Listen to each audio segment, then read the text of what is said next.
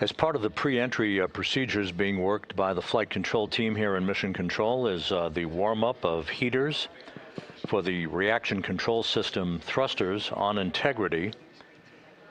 Those will be employed following the separation of the crew module from the European service module on Friday.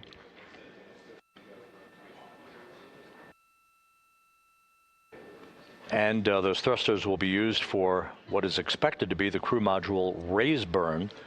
The raise burn being a slight tilting up of the aft end of the vehicle in a final fine-tuning maneuver for the trajectory of the vehicle as it enters the entry corridor and entry interface, as it is called, where spacecraft will reach the upper reaches of the Earth's atmosphere at an altitude of 400,000 feet.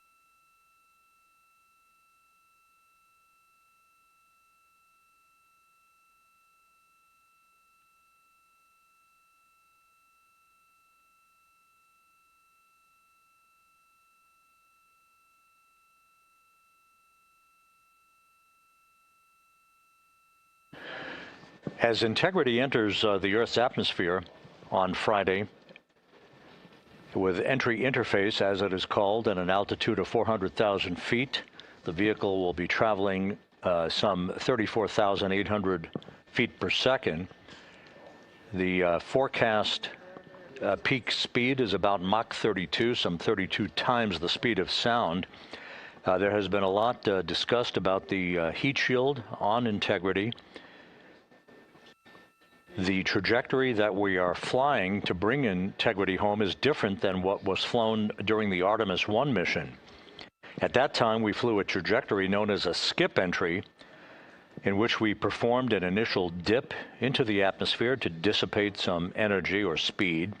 Then we lofted or skipped out of the atmosphere, sort of like a rock being thrown against a lake. Then we dipped a second and final time into the atmosphere before splashing down in the Pacific Ocean. As part of routine post-flight inspections and video analysis, areas of mechanical char liberation were observed, and that sent the engineers back to the drawing board to try to understand what may have caused that liberation. Here is my brief tutorial on metallurgy. Chemical decomposition of ablative heat shields like the one on Integrity is expected. That mechanical liberation of the char that occurred on Artemis I was somewhat unexpected. Chemical decomposition occurs as heat shield material heats up and decomposes. That's a process called pyrolysis, which generates gases during entry. The generation rate of the gas is a function of the temperature of the heat shield material, which is known as avcode. As the gases are being generated, a layer of char is forming on the surface of the heat shield. That char is porous. Now, what you want to have happen is for the gases to escape through the pores in the char layer faster than the new gas is generated. On Artemis I, we found through post-flight analysis that the temperature profile experienced by the heat shield was such that that was not happening on areas of the heat shield with less porous areas of avcode.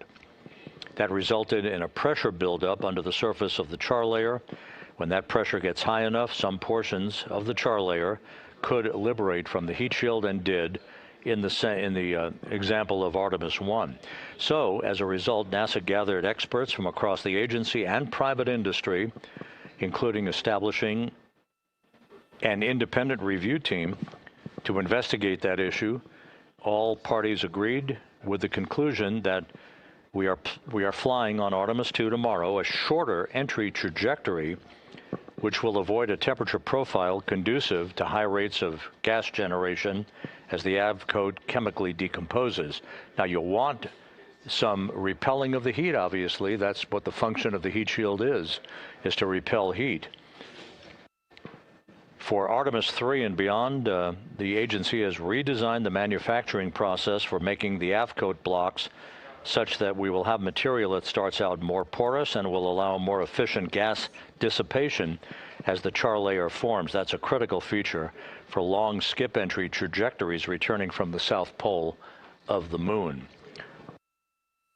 The bottom line is that it was proven that the heat shield would have supported a safe entry of astronauts on Artemis I had they been aboard, and we are expecting no significant issues during the high-speed entry and heat buildup around the heat shield on Artemis II and the Integrity spacecraft tomorrow.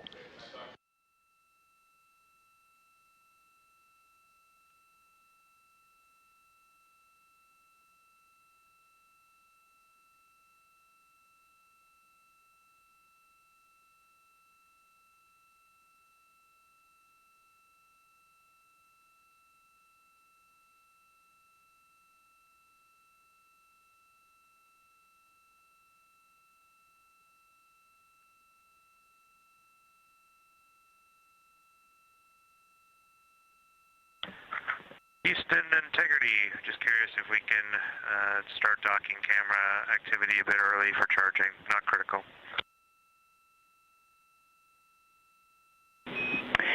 Good morning, Jeremy. You are go for dock cam.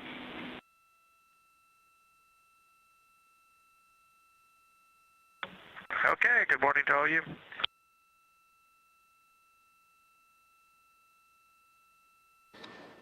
And Canadian Space Agency mission specialist Jeremy Hansen aboard Integrity, talking to spacecraft communicator Jackie Mahaffey here on the ground about the start of the crew beginning camera configuration activities, setting up all of the cameras that they will use inside the vehicle during the next 24 hours or so leading up to their return to Earth and their splashdown. Tomorrow, you'll be hearing the voice of Jackie Mahaffey talking to the crew quite frequently during the entry activities. She and the rest of this entry team will be on console tomorrow morning to begin the final shift of the mission that will culminate with a splashdown on that crescent orb you're looking at. That's the good planet Earth. Splashdown scheduled at 7:07 Central Time Friday night, 5:07 p.m. Pacific Time, 2.5 hours before sunset at the splashdown site.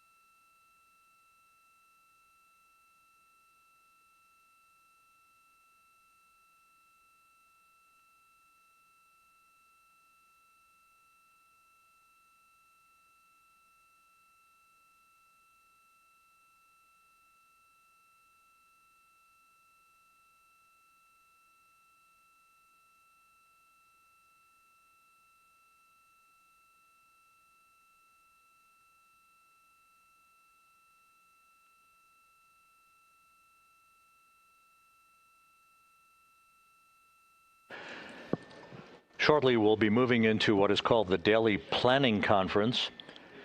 This is typical on this mission as well as for the International Space Station missions twice a day, in which flight controllers convene and have an opportunity to discuss with the crew the forward plan for the day, or in the case of an evening daily planning conference, to review the day's activities and to see what adjustments in the next day's timeline may be required.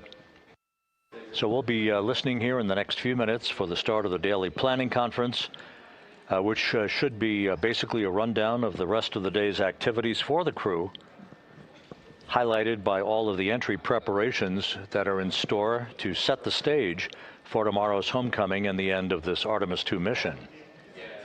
We're inside 2 hours from our mission status briefing for the day that's scheduled at 2:30 p.m. Central, 3:30 p.m. Eastern Time. Basically a review of the mission management team discussions from earlier today and another look ahead at the activities that will highlight the rest of the flight of Integrity and its 4 astronauts. At a mission elapsed time of 7 days, 19 hours, and 4 minutes into the flight of Integrity, this is Mission Control Houston.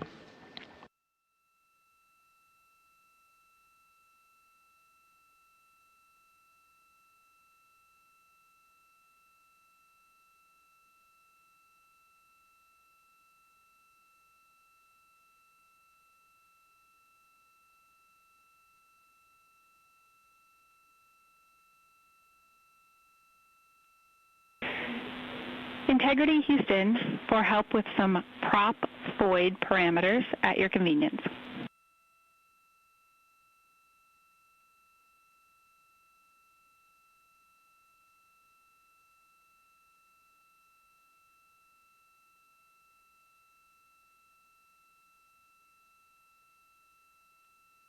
Okay, go ahead, Jackie. Hey, we are starting into some of our preps for tomorrow and want to verify that a couple of voids are in the right config for entry. We'd like help checking them on mes.params. Let me know when you're there.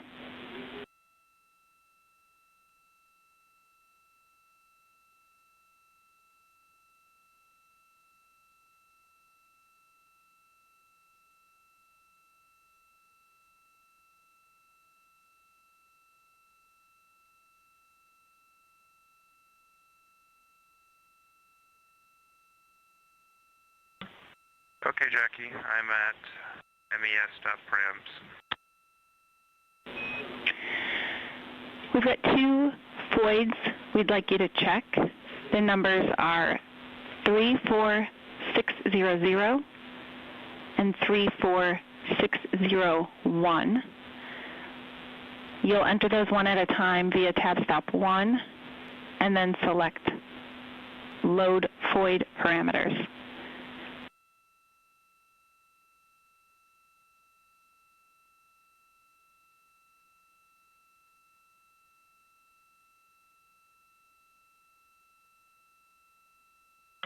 Okay, for void 34600, I get a param toll of +17.0. And the mode is respond.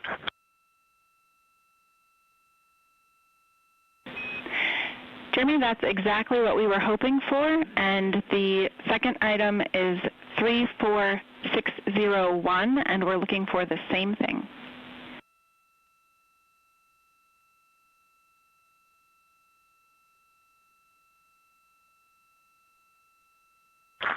Okay, for void 34601, it's in respond, and it has the same value of +17.0.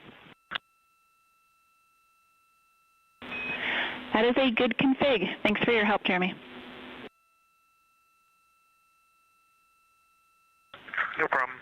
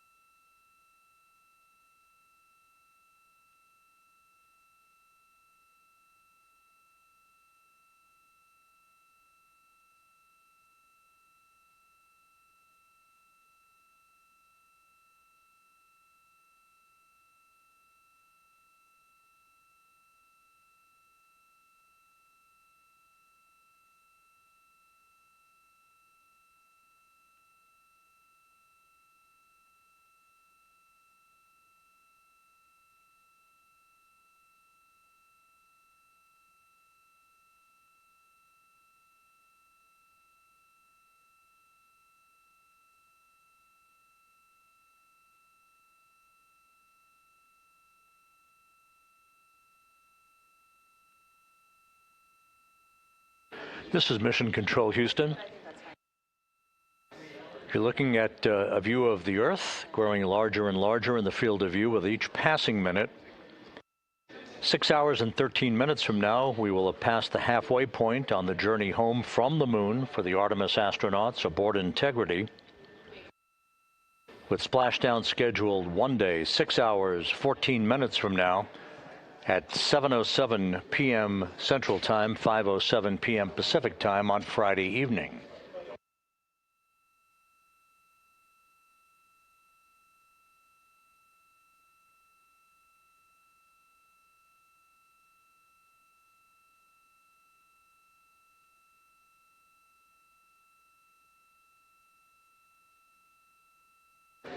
We're just a few minutes away from the daily planning conference between the flight control team here in Mission Control and the crew aboard Integrity, Commander Reed Wiseman, pilot Victor Glover, and mission specialists Christina Cook and Jeremy Hansen. A quick tag up in which the flight control team will review the day's work that lies ahead for Integrity's astronauts in their final full day in space.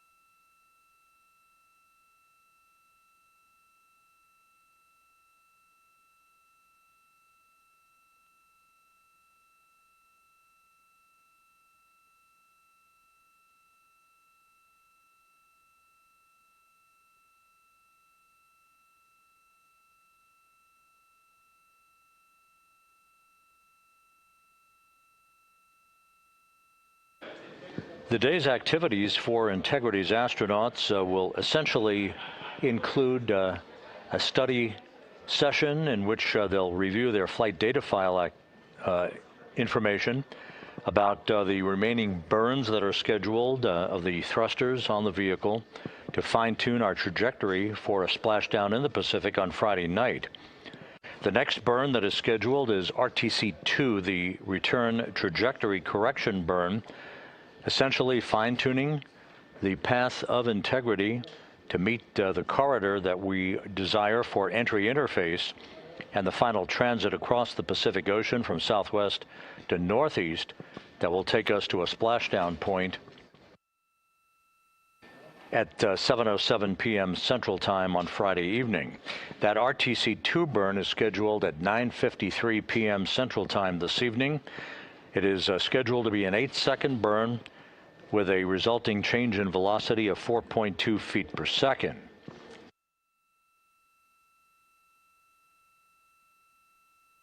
On Friday afternoon, there'll be a critical burn called the RTC-3 burn. That is the final major maneuver of this mission. The RTC-3 burn scheduled at 1:53 p.m. Central Time on Friday afternoon. That will be about 4.5 hours before we separate the crew module from the service module and begin the critical activities that will result in entry interface at 6:53 p.m. Central Time on Friday night, reaching an altitude of 400,000 feet above the Pacific Ocean, and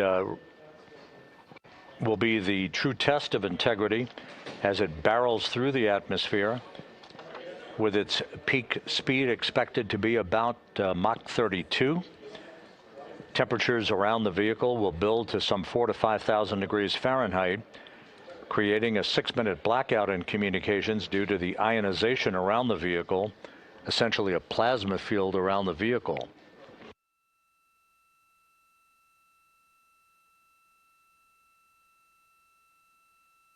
Once we emerge from the blackout, a series of chutes will be deployed, the key final chute deployment being the main chute deploy at 7:04 p.m. Central Time, and splashdown again scheduled at 7:07 p.m. Central Time, 2.5 hours before sunset at the splashdown site, which will be 5:07 p.m. Pacific Time.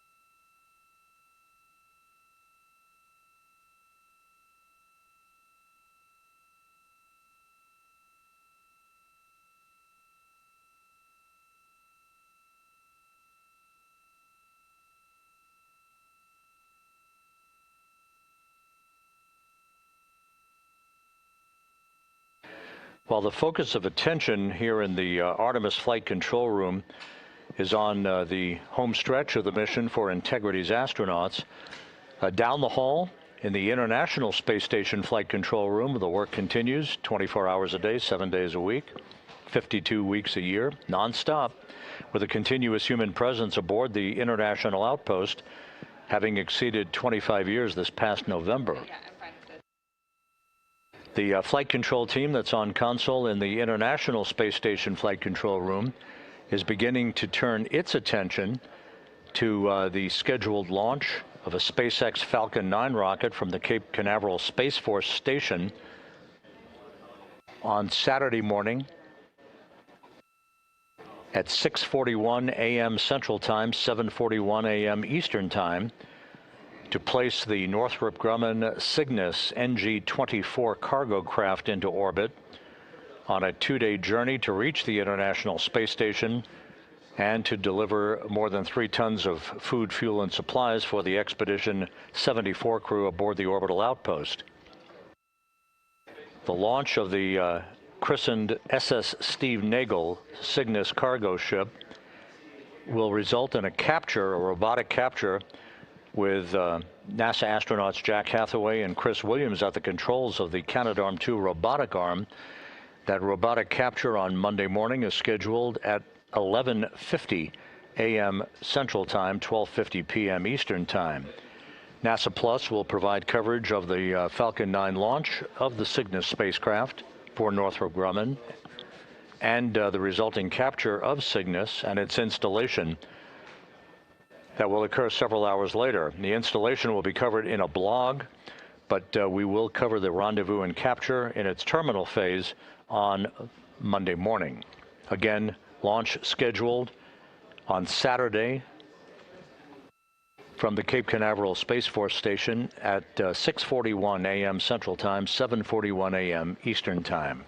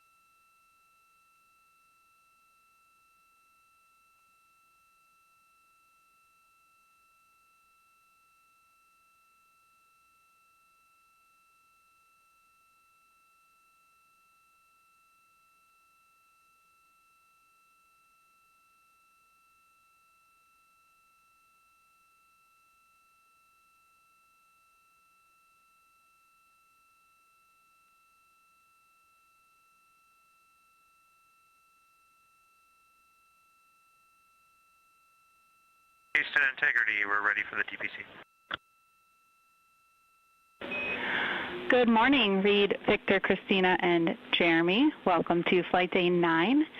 I've got a few items for you related to entry tomorrow, and then a couple of other follow-up items for today.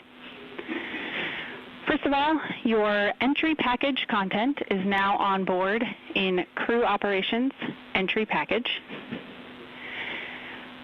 We are starting to activate and check out several systems that you'll need for entry. The first is the RCS cat beds are at temp.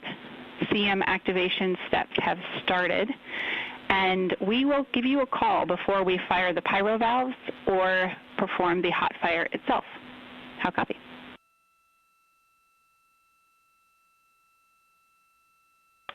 Okay, we copy all that, and we appreciate the heads up on the activation and the hot fire. Yeah, we figured that may be of interest to you. Related to the prop systems, yesterday Reed reported some toggling signatures on the SM prop helium crossover valves, and we did confirm that is due to noise on those sensors, which are based on voltage. We do not have any concerns for those, and we are expecting you may see something similar on the CMRCS during activation today.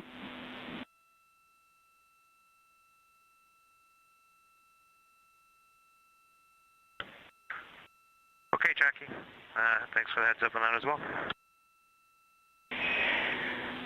All right, 3 other good news items for entry. We had a good ammonia system checkout, as you heard this morning.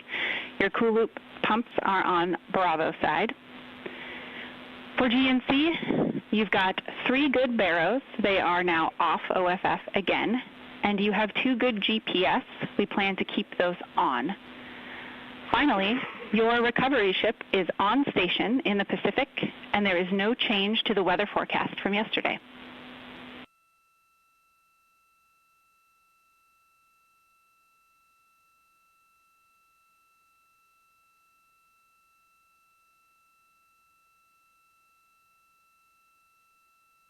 Okay, Jackie, we copied all that. Sounds like you're really getting us ready for reentry tomorrow.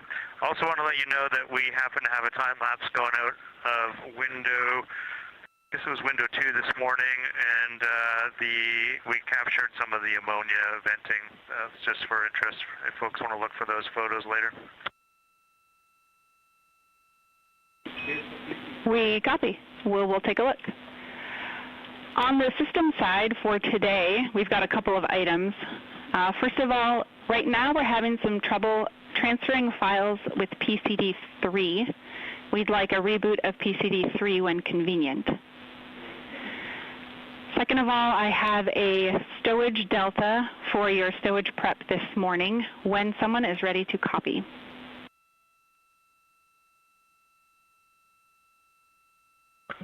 Okay, I can copy that. In Locker Delta, bag 8 with a blue label, you should find a temp and humidity logger. We would like you to move that to the F1 small with the yellow label. If there's no room there, try the F1 large with brown label.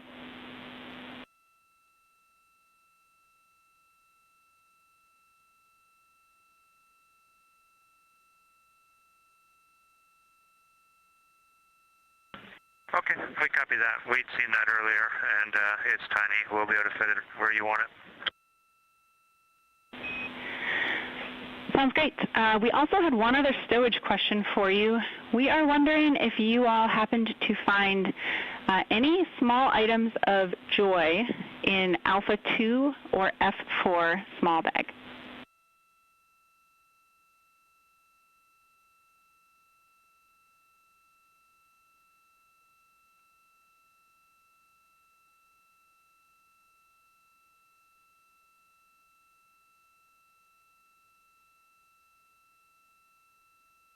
What was the second location again, Jackie?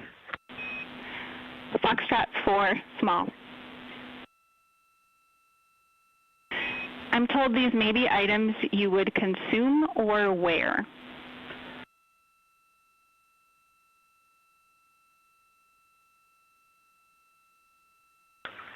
Yeah, we were really pleasantly surprised to find some pretty cool socks. So that we found. However, we haven't found the thing we can consume yet, and I'm assuming that would have come out of F4, but we'll have to have another look.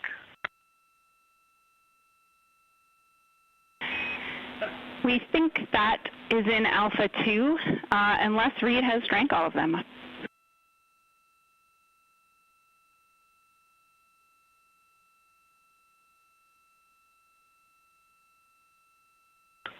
Okay. All right. Well, you piqued our interest. We'll get after it. All right. Final item, we'll take an Avatar Lights report when you have it, and any other questions or items for us.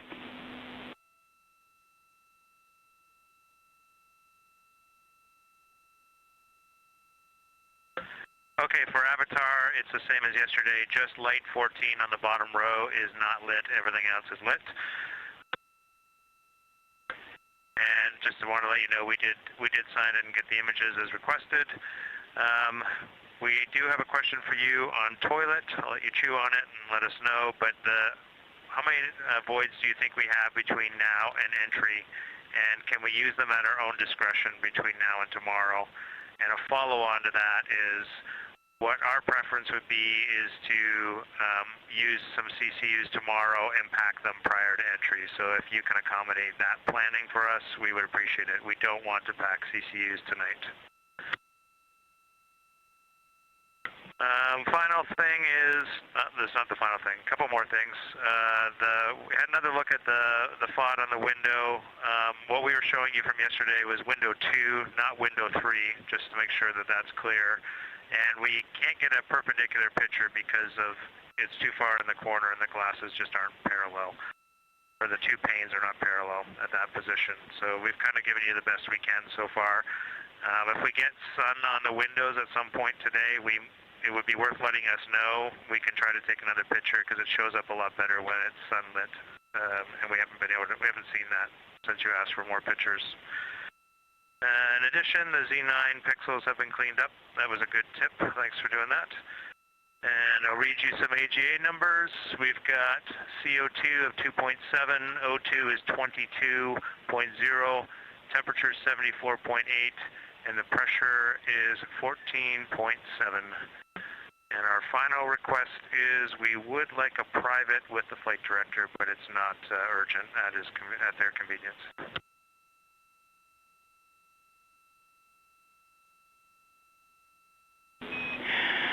Okay, Jeremy, we copy all. For Avatar, that means you've got at least 36% state of charge, and it'll make its way all the way to the right hands on the ground with that level of battery. So thanks for that status, and we are working on the conference on OE2. We'll let you know when it's in place.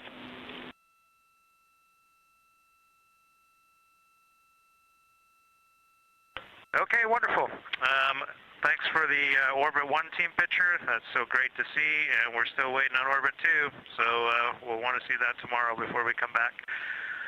And we're glad that Avatar is keeping our cells alive. We've been working hard to keep the cells in our bodies alive, and that little box is doing the same, so that's great stuff. All right, we'll get after it. Lots to do today.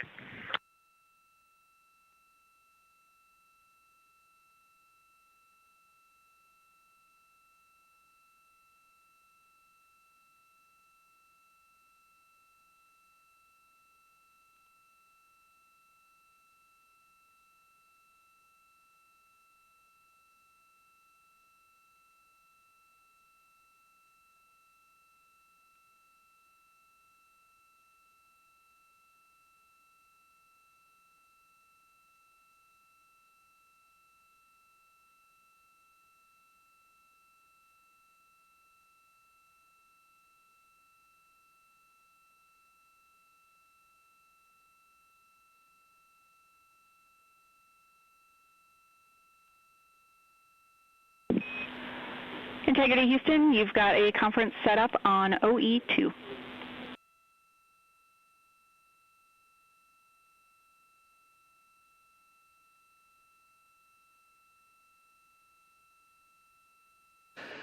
This is Mission Control Houston.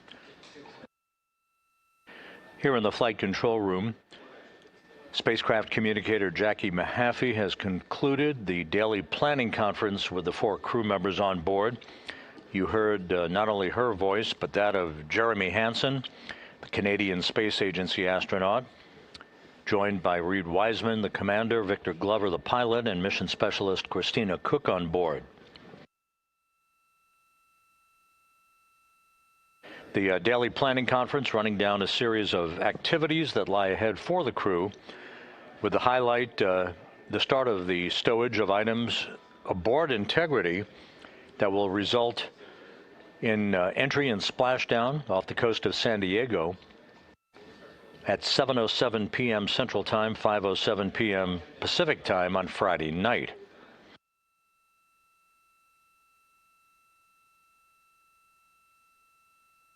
Some of the highlights of that discussion included a reaffirmation by Mahaffey that the recovery ship for the crew, the USS John P. Murtha, is on station. It is expected to be about 5 miles away from the splashdown point that will help to expedite the recovery of the crew, its extraction, the hoisting of the crew into a pair of Navy helicopters, and the return helo trip back to the deck of the Murtha, where they will go into medical bay, which is expected, routine procedures that we have trained and planned for. They'll receive routine medical exams before departing the ship at some point to return to shore and then ultimately back to the Johnson Space Center in Houston.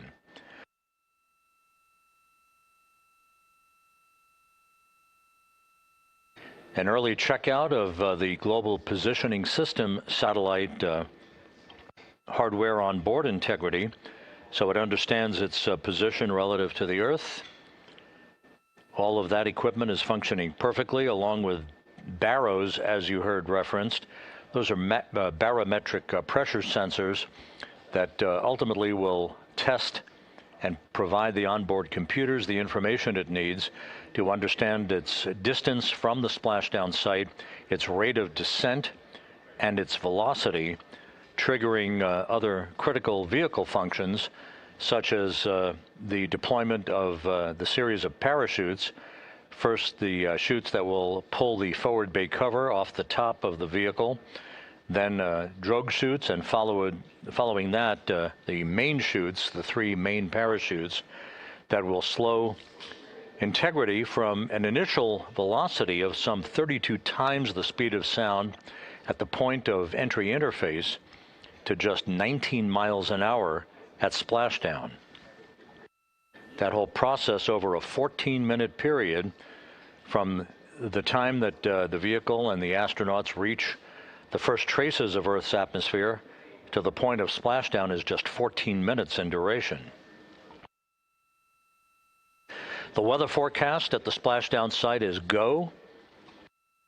Winds are expected to be around 10 knots, wave heights less than 4 feet, and the periodics for the waves rising and falling at about 17 seconds. This is ideal weather for the recovery of the crew on Friday night. Given all of the circumstances, everything is in good shape.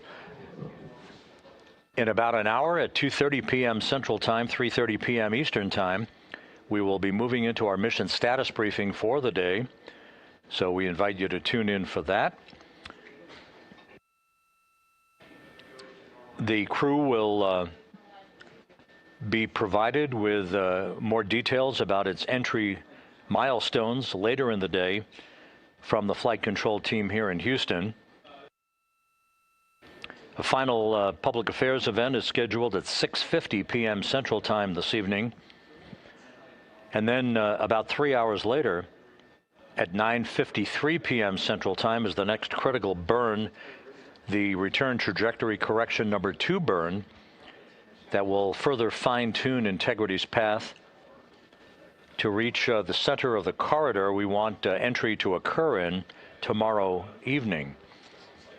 The RTC-2 burn this evening at 9:53 p.m. Central will be about an 8-second burn of the reaction control system thrusters to amend the velocity by about 4.2 feet per second.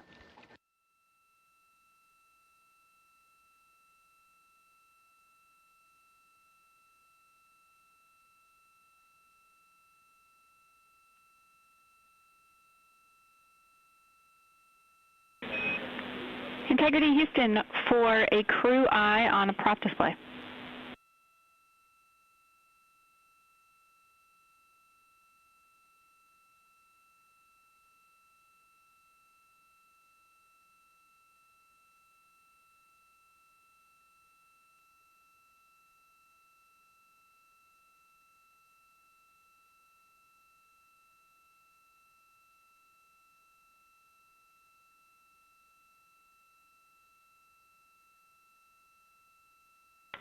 Go ahead, Jackie. I'm with you on DU3.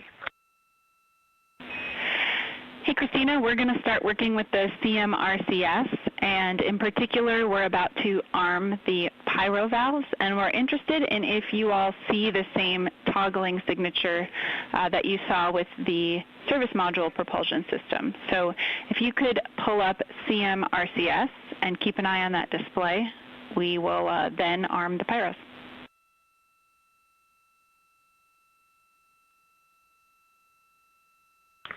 I'm with you on CMRCS. Got my eyes on the pyro A and B valves, and they're already, I'm seeing the behavior of them toggling in between safe and armed already. We copy all, and we'll put our actions in work.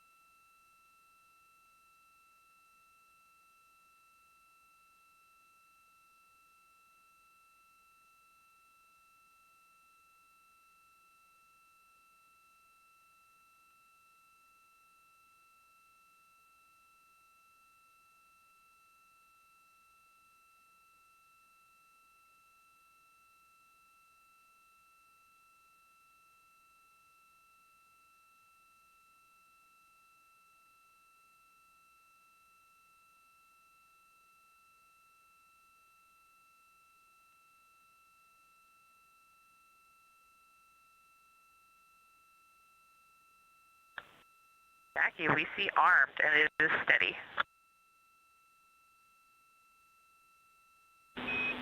Houston copies. Thanks.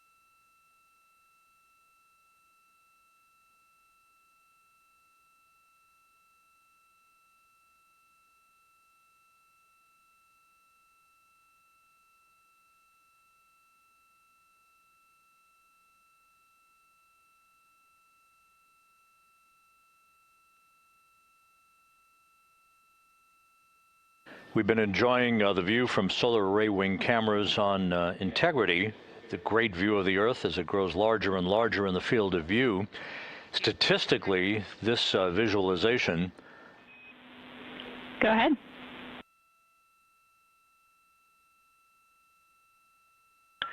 Hey, Jackie, is that the only commanding you were going to do at this time, and you'll call us back in when you actually activate?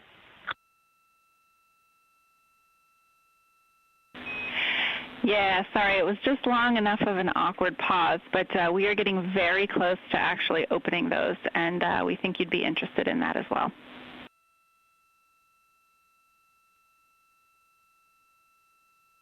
Absolutely. And quick note to let you know, we found our little present. We are very excited, and we are having happy coffee shop time up here right now. Excellent. Well, I'll have some down here to celebrate with you.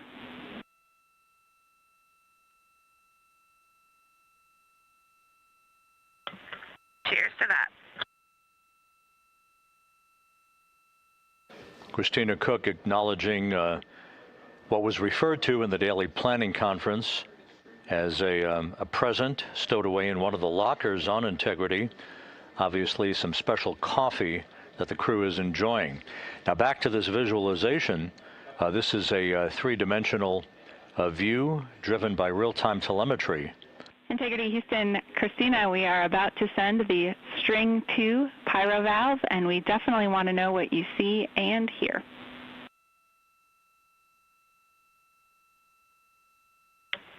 We are ready.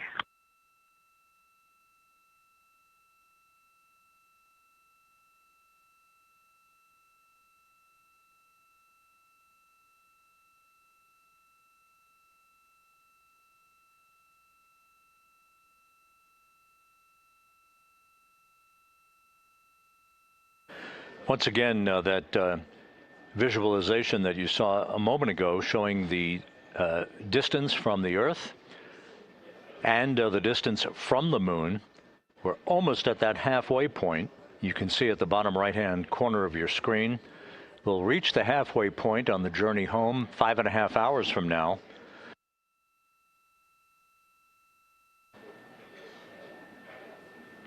In the meantime, we're doing a quick test of pressurization in the prop system, gathering data on this test flight of Orion, the flyby of the Moon, having been accomplished. Jackie, let me know when it's a good time to give you our commentary.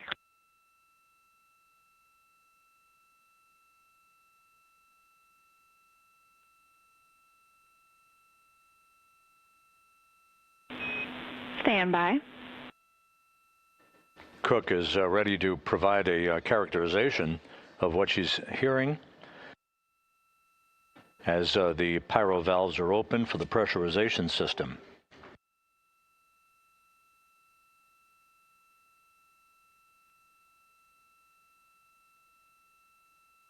Again, this is a data gathering exercise.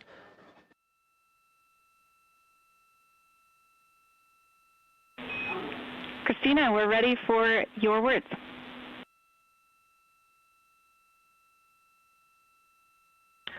Okay, we do see Pyro B Bravo sent, and at the time that changed, we heard a loud knock, like a metallic knock, like a wrench on the side of the vehicle, very quick. And then a few seconds later, we heard a light knock, like knuckles rapping on the outside. I'm not sure what that might have been associated with.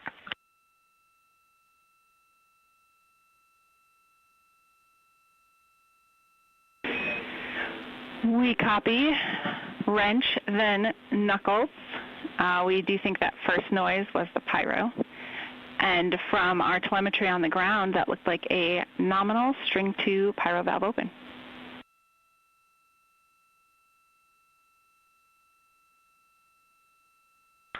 And we see the same. Good news.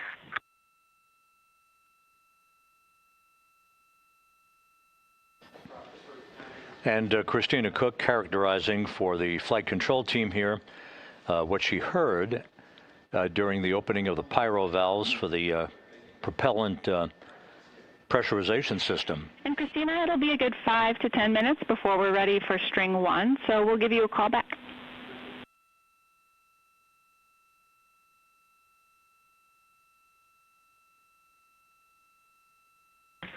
Copy.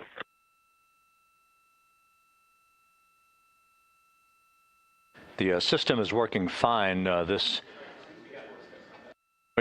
noise characterization test is a data gathering exercise, part of this flight test of the Orion vehicle, gathering data for future missions in which all of the various systems will be exercised for longer periods of time during those respective flights that are in the future.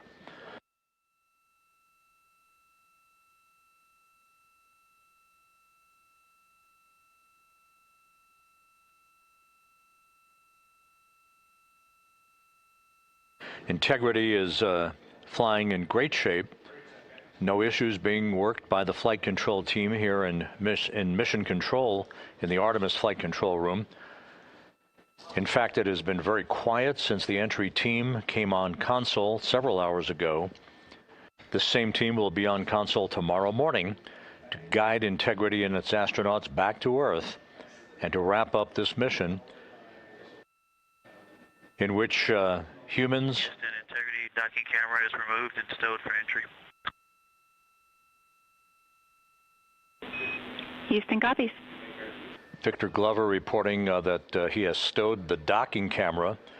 This is a camera that was installed in the vehicle, in the cabin, that assisted Glover during the proximity operations flying of Integrity several hours after launch back on April 1st to test its handling characteristics as it approached, then backed away, and then reapproached, and then backed away a second time from the interim cryogenic propulsion stage, the ICPS.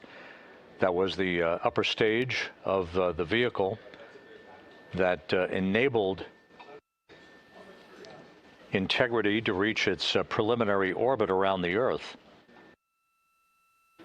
The free return trajectory that was crafted for this mission specifically to provide lots of time, more than 24 hours of time, for the characterization and validation of the critical systems aboard Integrity, including life support systems. All of that trajectory worked to perfection, sending Integrity to initial elliptical orbit that reached an apogee of about 43,000 miles after launch, when it swung back around toward the Earth. The translunar injection burn occurred on April 2nd, enabling humans to break out of low Earth orbit for the first time since Apollo 17.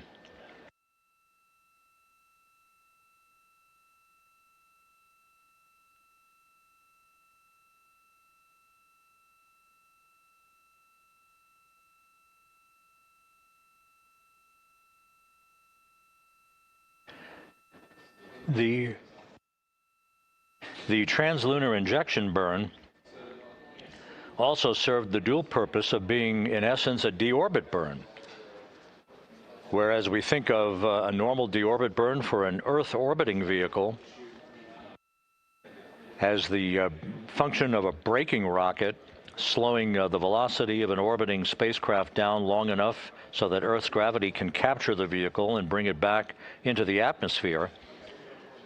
The trajectory that was deliberately designed for this test flight sent Integrity on a free return trajectory where it looped around the moon, exceeding the distance record set by Apollo 13 in 1970, making this quartet of astronauts the humans who have traveled further away from Earth than any other humans in history. The loop around the far side of the moon, and now the return trip to Earth that you see growing larger in the field of view to culminate in a high-speed entry back to Earth and a parachute-assisted splashdown in the Pacific southwest of San Diego on Friday evening at 7:07 p.m. Central Time, 5:07 p.m. Pacific Time.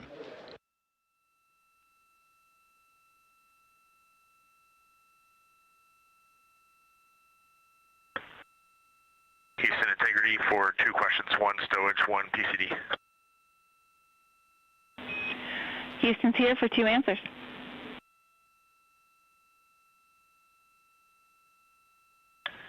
First is just a request from individually, but if there's a chance for a quick email sync between now and lunch, that'd be awesome, just to get a couple things in our outbox out to families. But obviously, getting ready for entry is the highest priority. And then second, for StowTrack, we can open the program and we see our 4 names, but we do not see a vehicle. So we just have the select option, but no vehicle listed, and we cannot move on.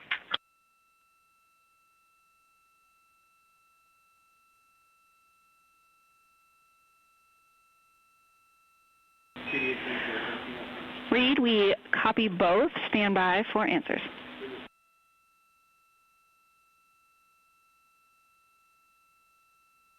Thank you.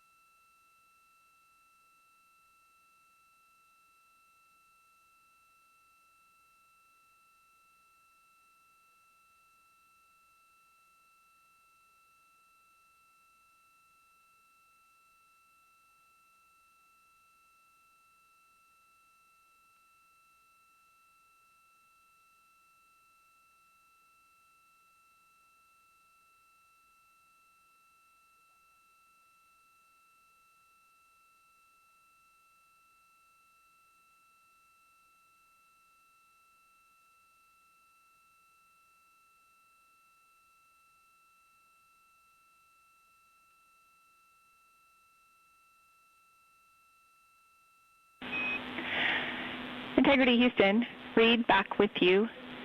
First of all, for StowTrack, we copied your issue. That is unfortunate, and we don't have any great troubleshooting options, but we can offer you a backup. It is PVE procedure 26.5.300, stowage return reconfiguration. And for the email sync, we are a little tight on bandwidth right now, but we'll keep looking for an opportunity and let you know if we find one.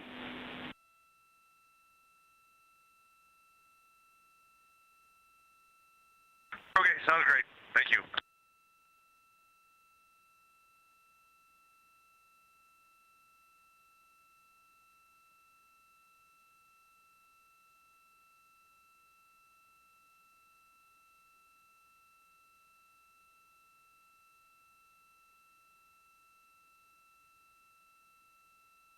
And Jackie, it might be a different pipe, but do you want the HHP camera or not?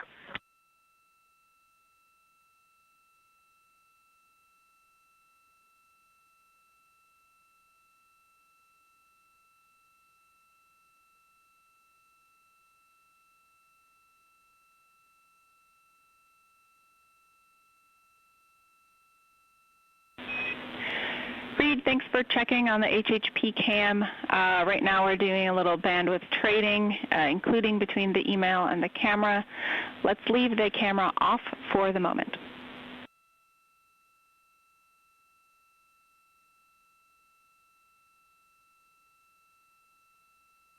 Sounds great, Jackie.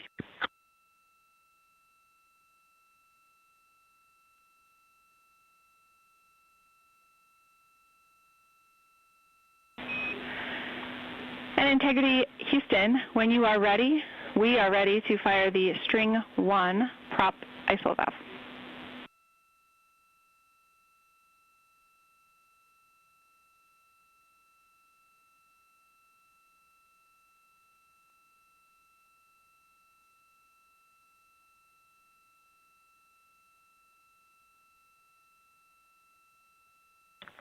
And Jackie, we will be ready in about 30 seconds.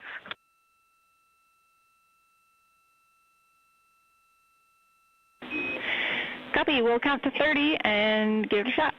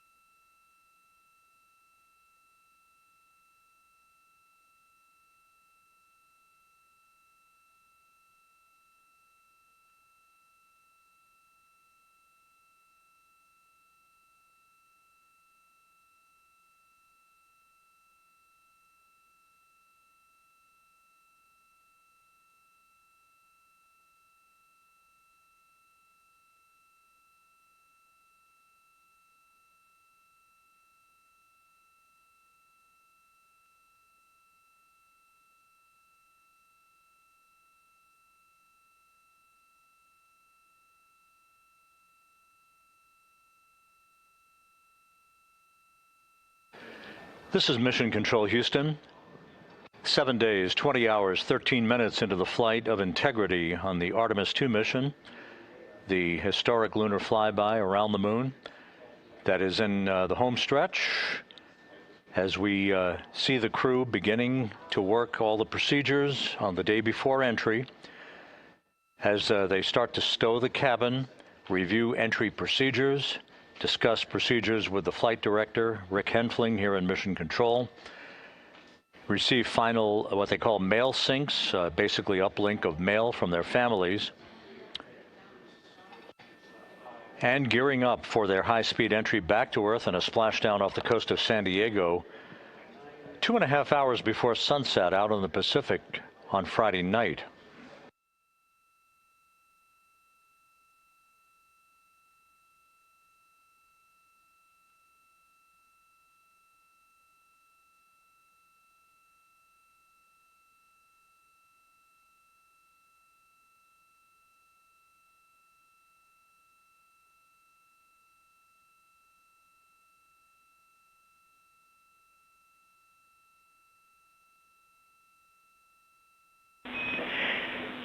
Integrity Houston for CM Prop. We had a good string 1 activation, and we'd like any feedback from you.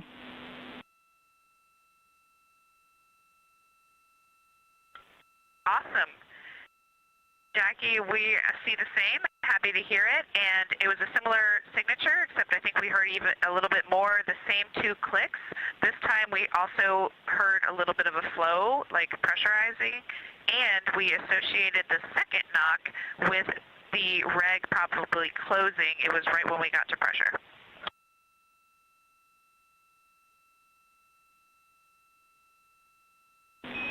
Christina, that makes perfect sense. Thank you for all of that feedback. And for Reed, if he can go hands-off email, we are going to do that sync now. Everybody. And I think everyone wanted that, so if everyone's hands-off email, we'll do the sync for everyone.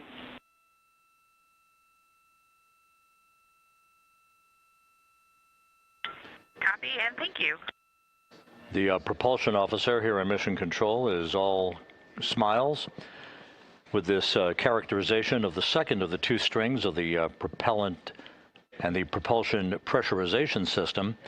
Again, gathering data on this test flight on the behavior of that pressurization system that enables these systems to be properly pressurized for upcoming thruster maneuvers. Everything going swimmingly aboard Integrity, no issues being reported. The crew in the early portions of their workday preparing to begin stowing their crew cabin before they move into the heart of all of their entry activities later today and through the bulk of the morning tomorrow after they wake up. A reminder, we're about 40 minutes out from our mission status briefing for the day, in which managers will discuss the status of the flight, entry preparations, and to take questions from reporters both here at the Johnson Space Center and on our phone bridge. The mission status briefing scheduled for today at 2:30 p.m. Central Time, 3:30 p.m. Eastern Time. One other reminder this evening, the RTC-2 burn is scheduled. That is the second in the series of 3 return trajectory correction burns. These are fine-tuning maneuvers to basically sweeten the path of Integrity to reach the center line, if you will, of the entry corridor tomorrow that will put Integrity on a glide path that will carry it to a precise touchdown, hopefully within just a few miles of the recovery ship, the John P. Murtha, which has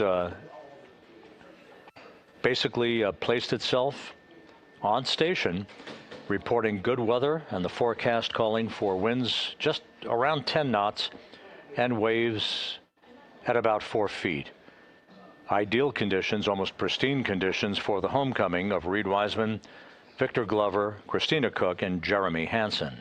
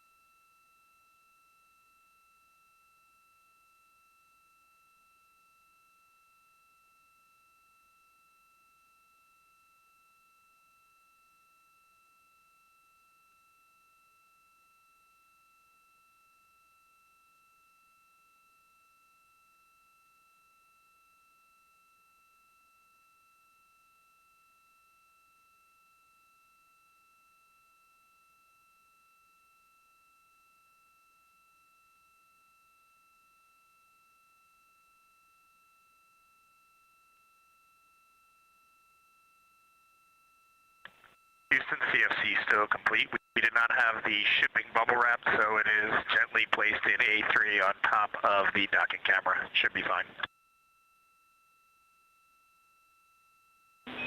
Houston copies. And Reed, we have one optional stow track troubleshooting to offer you if you would like it.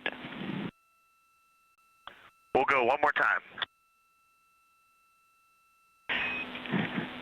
All right, it's going to involve typing a few more letters after the URL in the browser. Let me know when you're ready.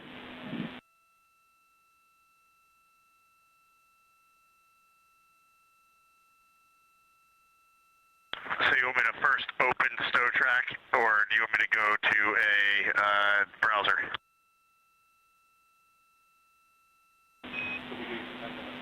You can open StowTrack and then go as if to edit the URL at the top of that browser. And these words I'll give you are at the end of the last backslash.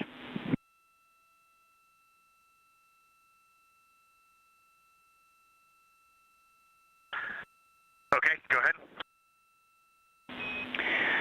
All right, after that backslash, you will type reload data dot Alpha Sierra Papa X-ray.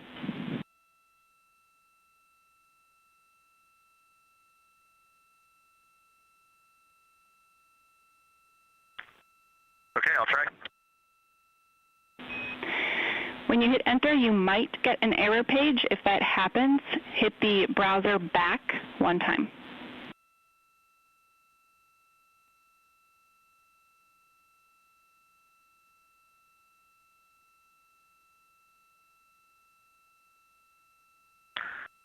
I did get the error, hit the browser back, and I do not have a vehicle. Okay, we copy. Thanks for giving it a try.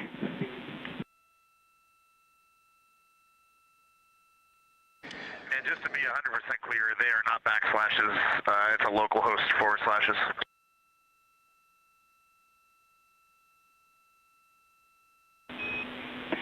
Copy. We don't think that would be the difference between our troubleshooting and yours. Thanks.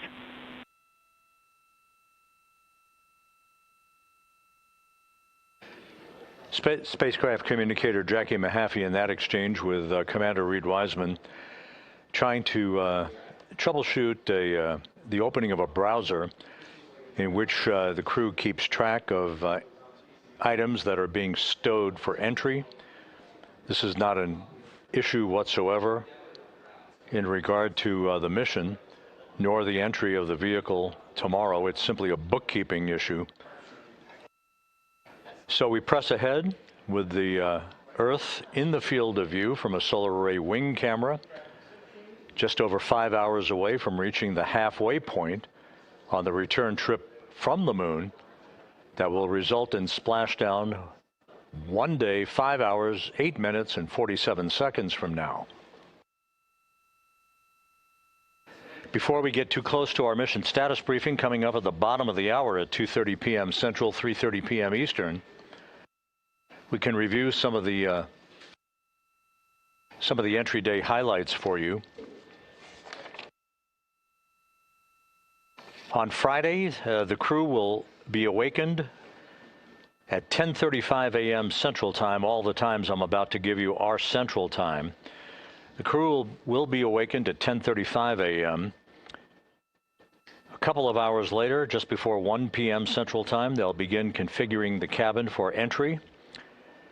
One final major burn, that's the RTC-3 burn, the return trajectory correction number 3 burn, is scheduled at 1:53 p.m. Central Time. That is a final fine-tuning maneuver to further precisely point integrity in the right direction down the entry corridor for its splashdown. It also will prime the vehicle in advance of what I'm going to tell you in a minute is the crew module raise burn, which is an orientation maneuver, but we'll get to that in just a second. The RTC-3 burn is scheduled on Friday at 1:53 p.m. Central Time. The crew will begin to move into its entry checklist at 4:05 p.m. Central Time. This is where the heart of the matter begins. Our NASA Plus coverage that will be SIMO to our continuing 24/7 YouTube coverage.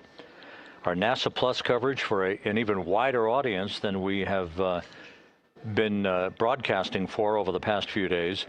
That begins at 5:30 p.m. Central Time, 6:30 p.m. Eastern Time.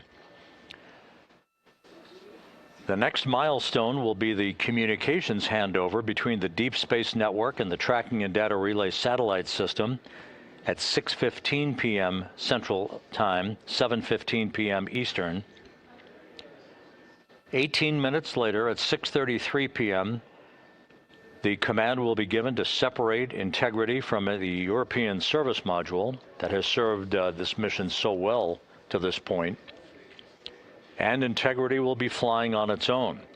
4 minutes later at 6:37 p.m. Central Time, we're expecting a raise burn, as it is called. This is a slight adjustment in the angle of attack of integrity, essentially lifting the aft end of the vehicle up, nudging it up in an 18-second maneuver that will further fine-tune its trajectory back into the Earth's atmosphere.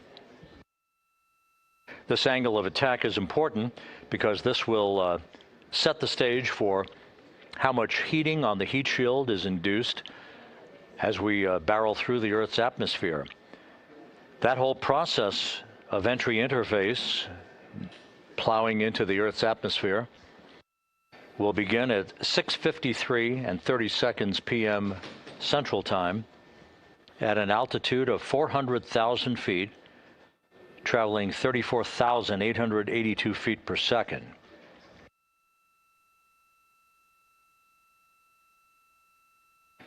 "24 seconds after we enter the Earth's atmosphere, we expect a communications blackout of about 6 minutes in duration. This is due to the ionization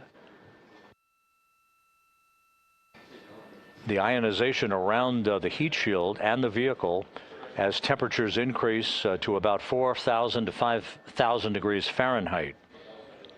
This is expected. It is planned for. It is no different than you've been hearing in the past during a Soyuz entry to a landing in Kazakhstan under parachutes, or the entry of a Dragon vehicle during a SpaceX commercial crew mission. There's always going to be a communications blackout. In this case, because of the velocity in which we're entering the Earth's atmosphere, the heat buildup will linger for a longer period of time, this case about 6 minutes in duration. We should reach that peak heating point at about 6:54 p.m. Central Time, at which point we will induce 2 role reversals, computer commanded, on the vehicle. First rolling to the left, then back again to the right. This gentle swaying back and forth will dissipate energy on the spacecraft, basically reduce its velocity through the reduction of inertia.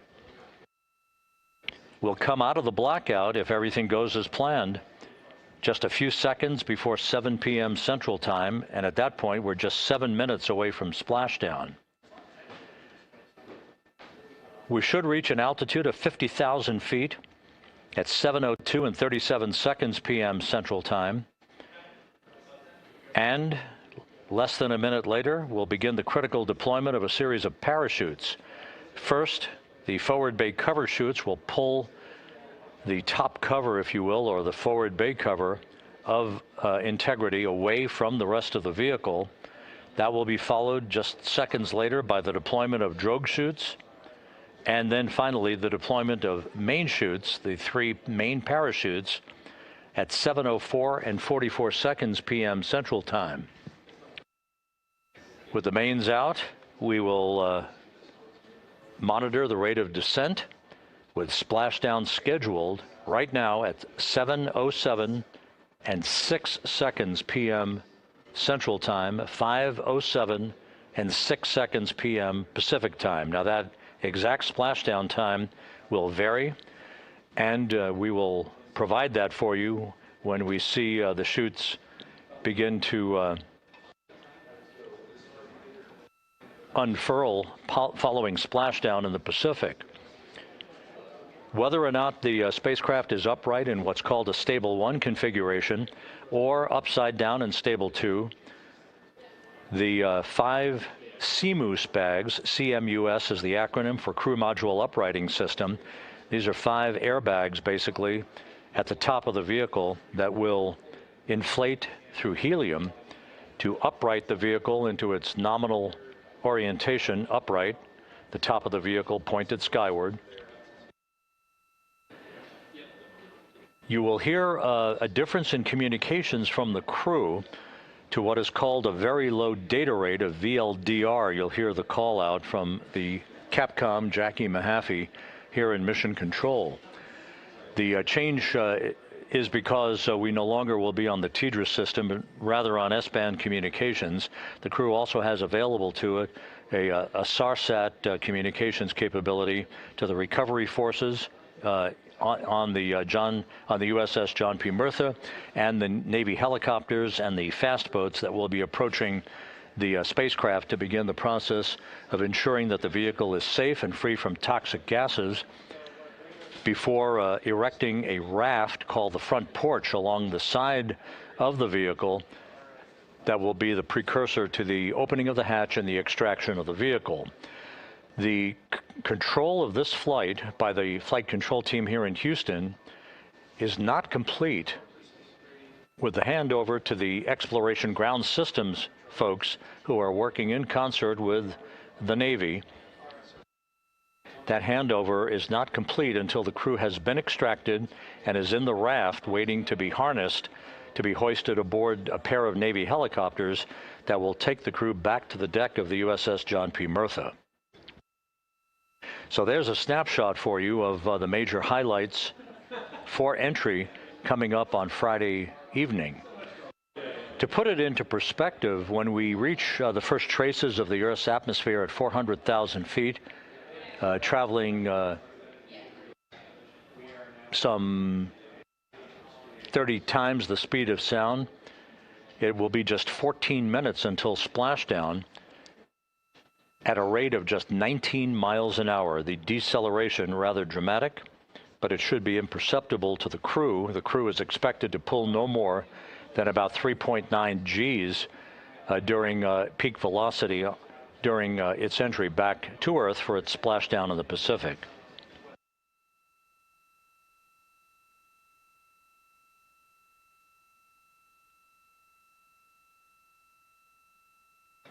And just a reminder, our mission status briefing coming up at the bottom of the hour at 2:30 p.m. Central, 3:30 p.m. Eastern Time.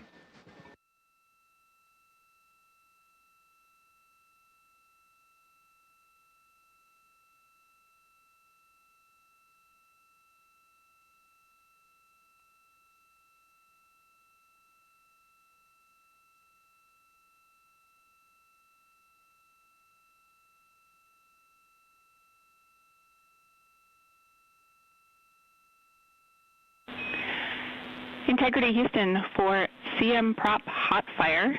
We are ready when you are.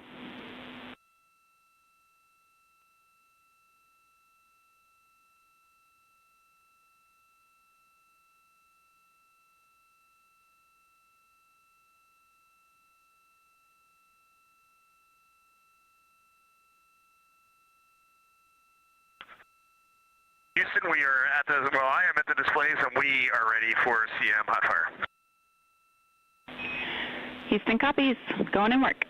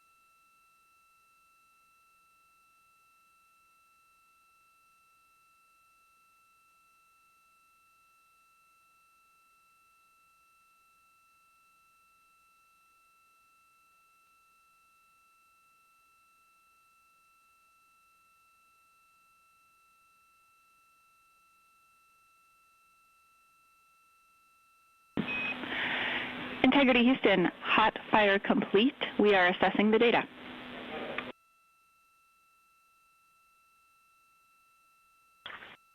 Sounds great. And just per the training, we still see the temps coming up, and everything looks extremely clean on board.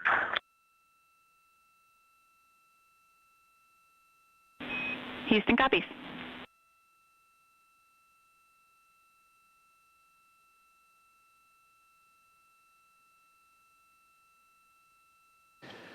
This is Mission Control Houston, another check mark heading toward entry on the list of things to be accomplished, that being a quick hot fire of the crew module thrusters.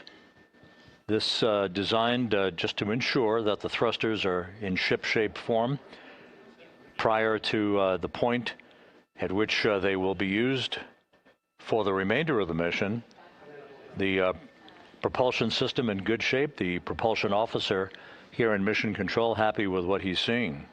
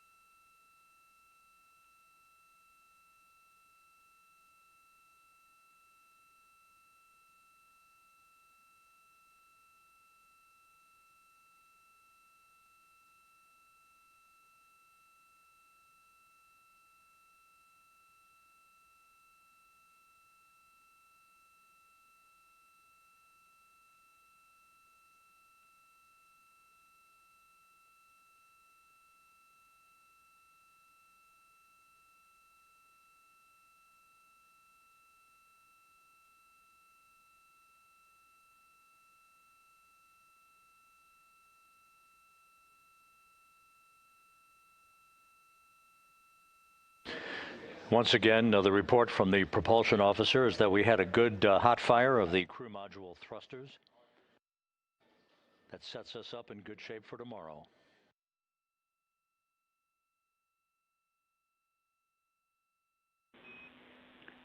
Integrity Houston, we can confirm a good CM-RCS hot fire.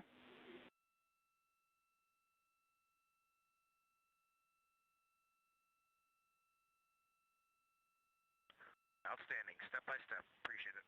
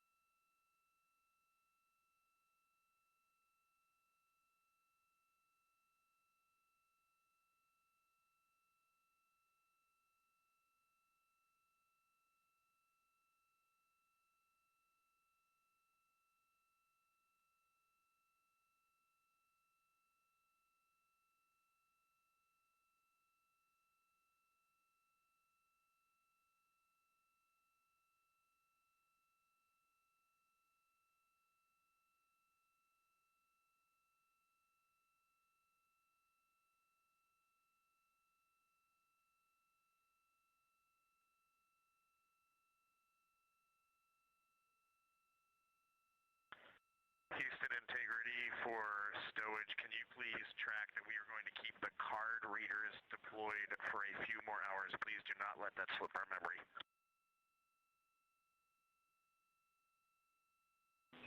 We gotcha.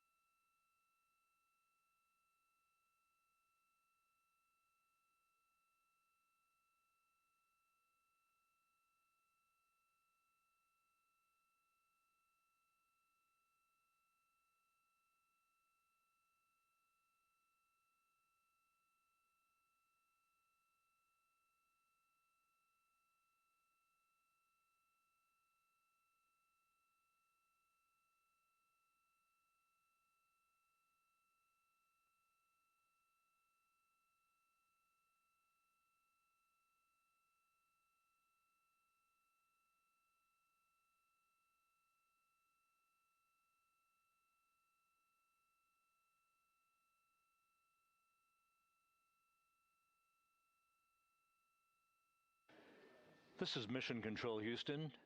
7 days, 20 hours, 45 minutes into the flight of Integrity on the lunar flyby mission of Artemis II. The repositioning of one of the solar array wings on Integrity, giving us a view of the Earth. As it grows larger in the field of view, we're about 4 hours and 45 minutes away from reaching the halfway point of the journey home for Commander Reed Wiseman, pilot Victor Glover, and mission specialists Christina Cook and Jeremy Hansen, following their fly around of the moon that occurred back a couple of days ago. One of the highlights of this mission in this test flight of Orion's spacecraft that will culminate with the splashdown of the astronauts and Integrity in the Pacific southwest of San Diego on Friday night at 7:07 p.m. Central Time, 5:07 p.m. Pacific Time, just 2.5 hours before sunset. The crew is well into its ninth flight day. This is a day that is largely devoted to the stowage of items in the crew cabin, reviewing their flight data file for entry procedures and timelines. They will be witness to another critical burn later this evening, the return trajectory correction burn number 2, that will further fine-tune Integrity's path to reach a corridor over the Pacific Ocean in which they will split the uprights to move across the Pacific into the Earth's atmosphere, descending at a rate of speed that will reach about 32 times the speed of sound for a parachute-assisted splashdown to bring this mission to an end. More details from today's mission management team meeting and status on the flight are coming your way in just about 7.5 minutes at the bottom of the hour at 2:30 p.m. Central, 3:30 p.m. Eastern Time with our daily mission status briefing.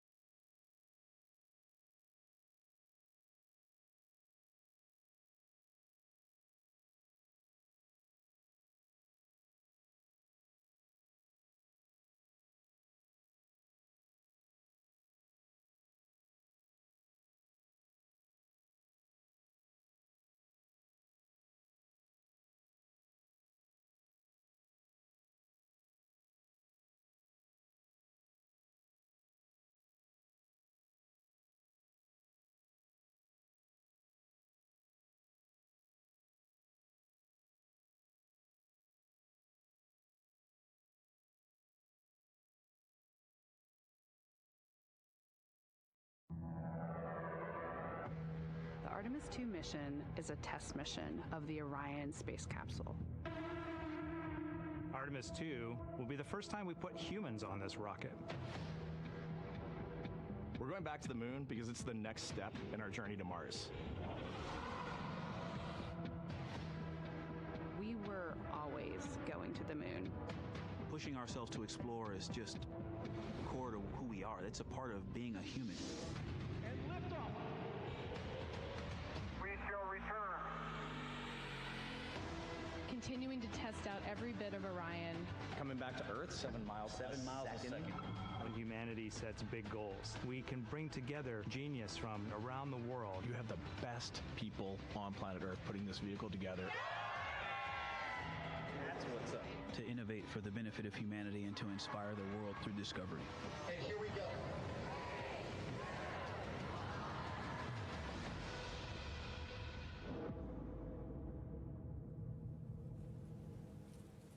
Good afternoon and welcome to NASA's Johnson Space Center for our final mission status briefing ahead of Artemis II splashdown tomorrow evening. We are joined by a panel of specialists today. Joining us is NASA Associate Administrator Amit Shathria, Artemis II Flight Director Jeff Radigan, and Artemis II Orion Vehicle Manager Breniel Rodriguez. We are going to be taking questions from media here in the room and through our phone bridge today, but before we get started, we will kick it off with some opening remarks. Amit, go ahead. Good afternoon. Tomorrow evening, Reed, Victor, Christina, and Jeremy, the crew of Artemis II, will come home. They will have traveled 400,000 miles. They will have seen what no living person has seen. They will have tested every system on the spacecraft and the environment it was built for, and they will have given us 10 days of data that will shape every mission that comes after.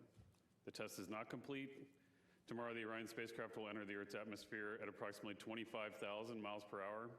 That heat shield, the thermal protection system, which is built by American hands and American factories for materials designed to withstand temperatures that approach the surface of the sun, will bear the full force of that reentry. Every system we've demonstrated over the past 9 days, life support, navigation, propulsion, communications, all of it depends on the final minutes of flight. We have high confidence in the system and the heat shield and the parachutes and the recovery systems we put together. The engineering supports it, the Artemis I flight data supports it, all of our ground tests supports it, our analysis supports it, and tomorrow the crew is going to put their lives behind that confidence. Until then, the flight control confía su vida a esta integración. Los vamos a recuperar en el Pacífico. Mañana es un día para todos los que han trabajado para hacer posible esta misión. Ahora tenemos que hacer nuestro trabajo. Los dejo con Jeff. Gracias, Ahmed. Debo mencionar que la tripulación ha disfrutado su estancia en el espacio. Por supuesto, el sobrevuelo lunar fue espectacular, pero ahora nos enfocamos en el reingreso. Tenemos a nuestro equipo ya en consola, haciendo las evaluaciones previas al regreso y configurando la nave para mañana. Vamos a hablar de algunas horas, por supuesto que vamos a pasar de la red de espacio profundo a la red de rastreo y retransmisión. La cápsula y el módulo de servicios se separarán a las 6:33. Haremos un encendido para separar a las dos unidades, separar la cápsula del módulo de servicio, y a las 6:53 se interrumpirán las comunicaciones durante el regreso. Luego se abrirán los paracaídas de arrastre. Posteriormente, un minuto más tarde, se abrirán los paracaídas principales. Y esto llevará a la nave al amerizaje a las 7:07. Los dejo ahora con Breniel. Gracias, Jeff.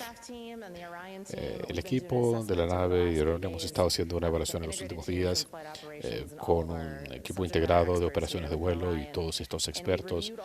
Y hemos revisado todos los sistemas, los procedimientos de reingreso, actividades, y estamos listos. El equipo ha hecho un trabajo excelente para asegurar que los sistemas a bordo de Orion y en tierra estén listos para cumplir su misión. Orion sigue saludable, se ha desempeñado muy bien. Ayer les compartimos algunas imágenes del sistema de protección térmica. Hemos completado la evaluación y todo luce muy bien para proseguir. Dentro de la nave, la temperatura es de 75 grados. Es como un día de invierno en Houston. y la tripulación está satisfecha. Todo luce muy bien desde el punto de vista del vehículo. Gracias. Comenzamos con las preguntas.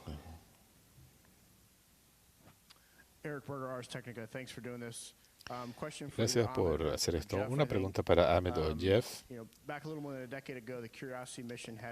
La misión Curiosity pasó por 7 minutos de terror y no quiero implicar nada, pero quisiera saber cómo serán esos 13 minutos desde el reingreso a la atmósfera hasta el amerizaje. ¿Cómo deberíamos enfocar esos 13 minutos de qué? 13 minutos donde todo tiene que salir perfecto. Tengo una larga lista en mi mente de todo lo que tenemos que hacer, todo lo que tiene que ocurrir. Hay que abrir la cubierta de proa, activar todos los sistemas necesarios, alinear apropiadamente el ángulo de ingreso y preparar todo para el contacto con el agua.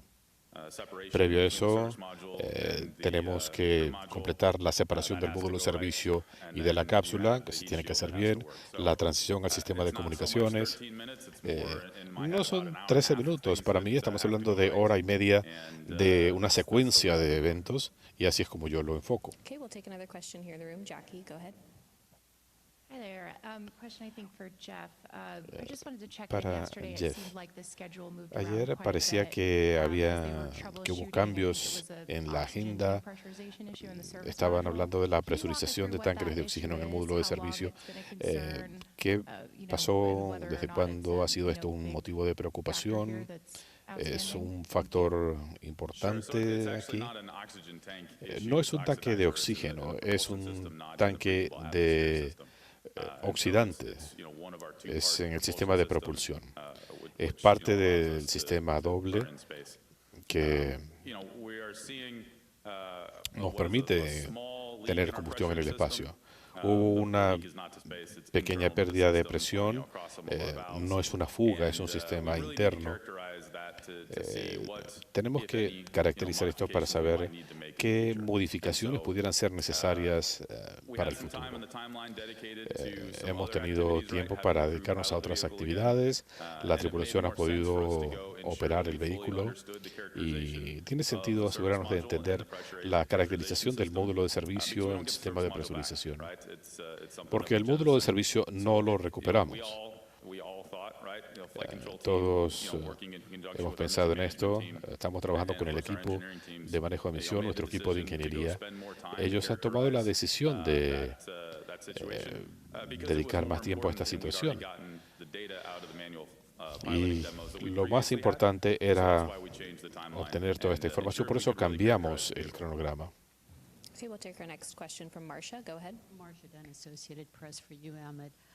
I know all the data and Ahmed, all the analyses sé de toda la data, todo el análisis apunta a un amerizaje seguro mañana. No obstante, las emociones humanas entran en juego. ¿Cuán tenso estás con esta misión? ¿Cómo se siente el estar tan enfocado en esta tarea para mañana? No hay duda que hay un cierto nivel de ansiedad. Vamos a estar con las familias, estaremos todos juntos. Tengo plena confianza en el equipo. Hemos estado trabajando juntos todo el tiempo y hemos hecho nuestro trabajo. Es imposible decir que uno no tiene algún temor irracional latente, pero no tengo ningún temor respecto a lo que va a ocurrir. Hemos hecho el trabajo que tenemos que hacer y tengo plena confianza en el equipo de recuperación y en el sistema. Okay, we'll take our next question from Irene. Irene Fox with Aviation Week, probably for Ahmed. At this point in the mission, en este punto de la misión, in-flight anomalies have been, ¿cuántas anomalías en vuelo están pendientes o que requieran alguna acción post-amerizaje en comparación con la lista de objetivos que habían trazado para esta misión? y todavía queda pendiente este importante elemento del proceso. ¿Cuán satisfechos están ustedes con los objetivos de la misión? Puedo decirles, René les hablará más, pero hemos hecho todo lo que teníamos que hacer. Estamos muy satisfechos con la coordinación, con nuestros objetivos. Tenemos que hacer análisis de la unidad que vamos a recuperar. En cuanto a lo que hemos aprendido, por supuesto, es un vuelo de prueba. Hemos aprendido mucho sobre la nave. Hemos hablado mucho de esto en estas conferencias de prensa, pero nosotros usamos esa información y vamos, una vez que tengamos el vehículo de vuelta, procesaremos toda esa data. Una pregunta más en la sala. Gracias y felicitaciones por el desarrollo de la misión hasta ahora. Jeff, ¿puedes hablarnos de en qué difiere este reingreso de los del proyecto Apolo?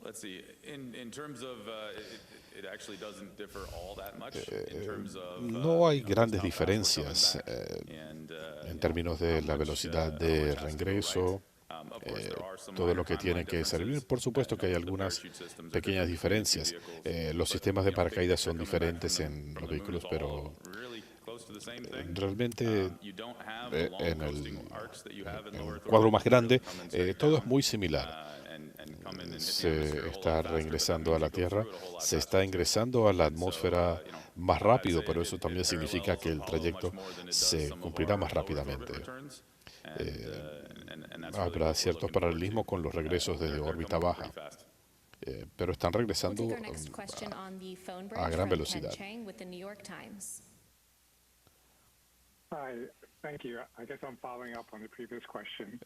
Como seguimiento a la pregunta anterior,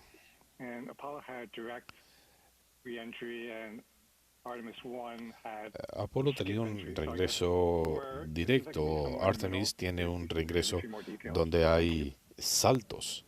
¿Pueden hablarnos de eso? Sí, estamos haciendo este regreso con saltos. Sabemos hasta dónde puede responder el escudo de ablación. Como seguimiento de la pregunta anterior, una de las razones por las que estamos dispuestos a hacer esto es porque determinamos que podemos lidiar mejor con las circunstancias del reingreso. El trayecto es más corto porque estamos trabajando de esta manera.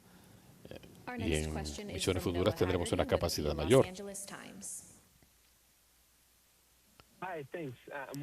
Gracias. Me pregunto si hay alguna posibilidad de que la gente en San Diego, en la costa, pueda ver el reingreso. Y nos pueden hablar de las regulaciones para las zonas de exclusión. O la gente que pueda estar en embarcaciones.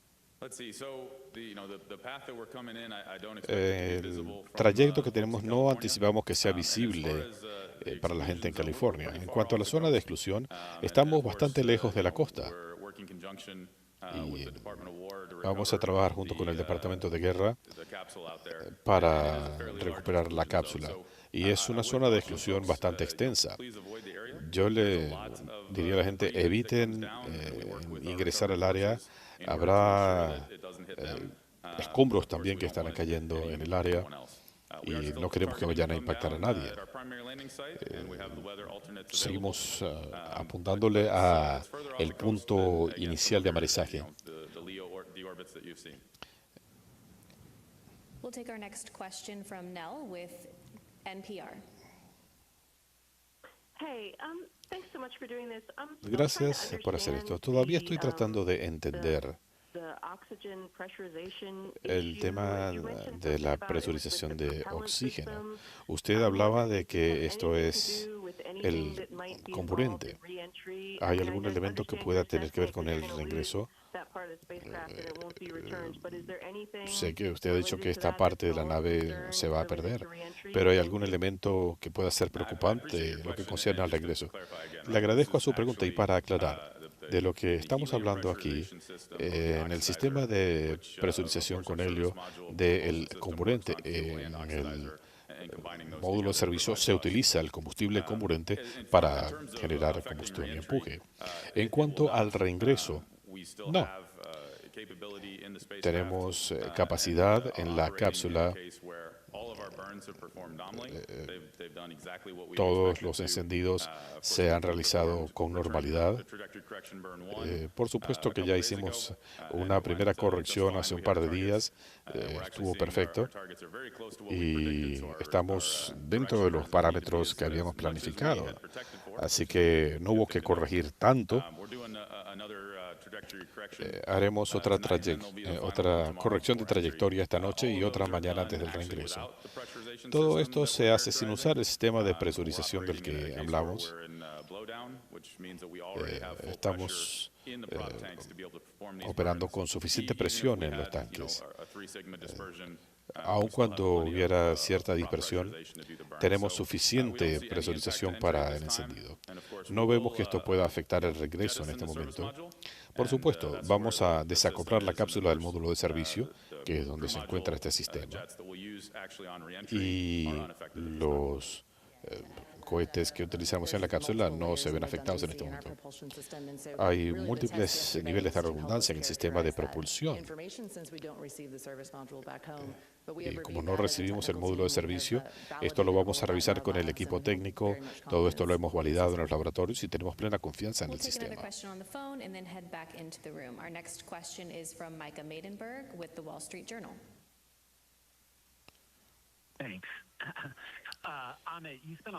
Gracias, Ahmed. En los últimos 2 años y medio has trabajado mucho ha trabajado en el escudo de ablación y en el plan de reingreso que se va a usar mañana.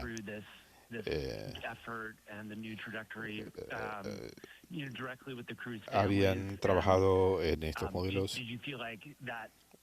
¿Usted va a estar con la familia? ¿Han hablado con alguien más aparte de la tripulación sobre la mitigación para mañana?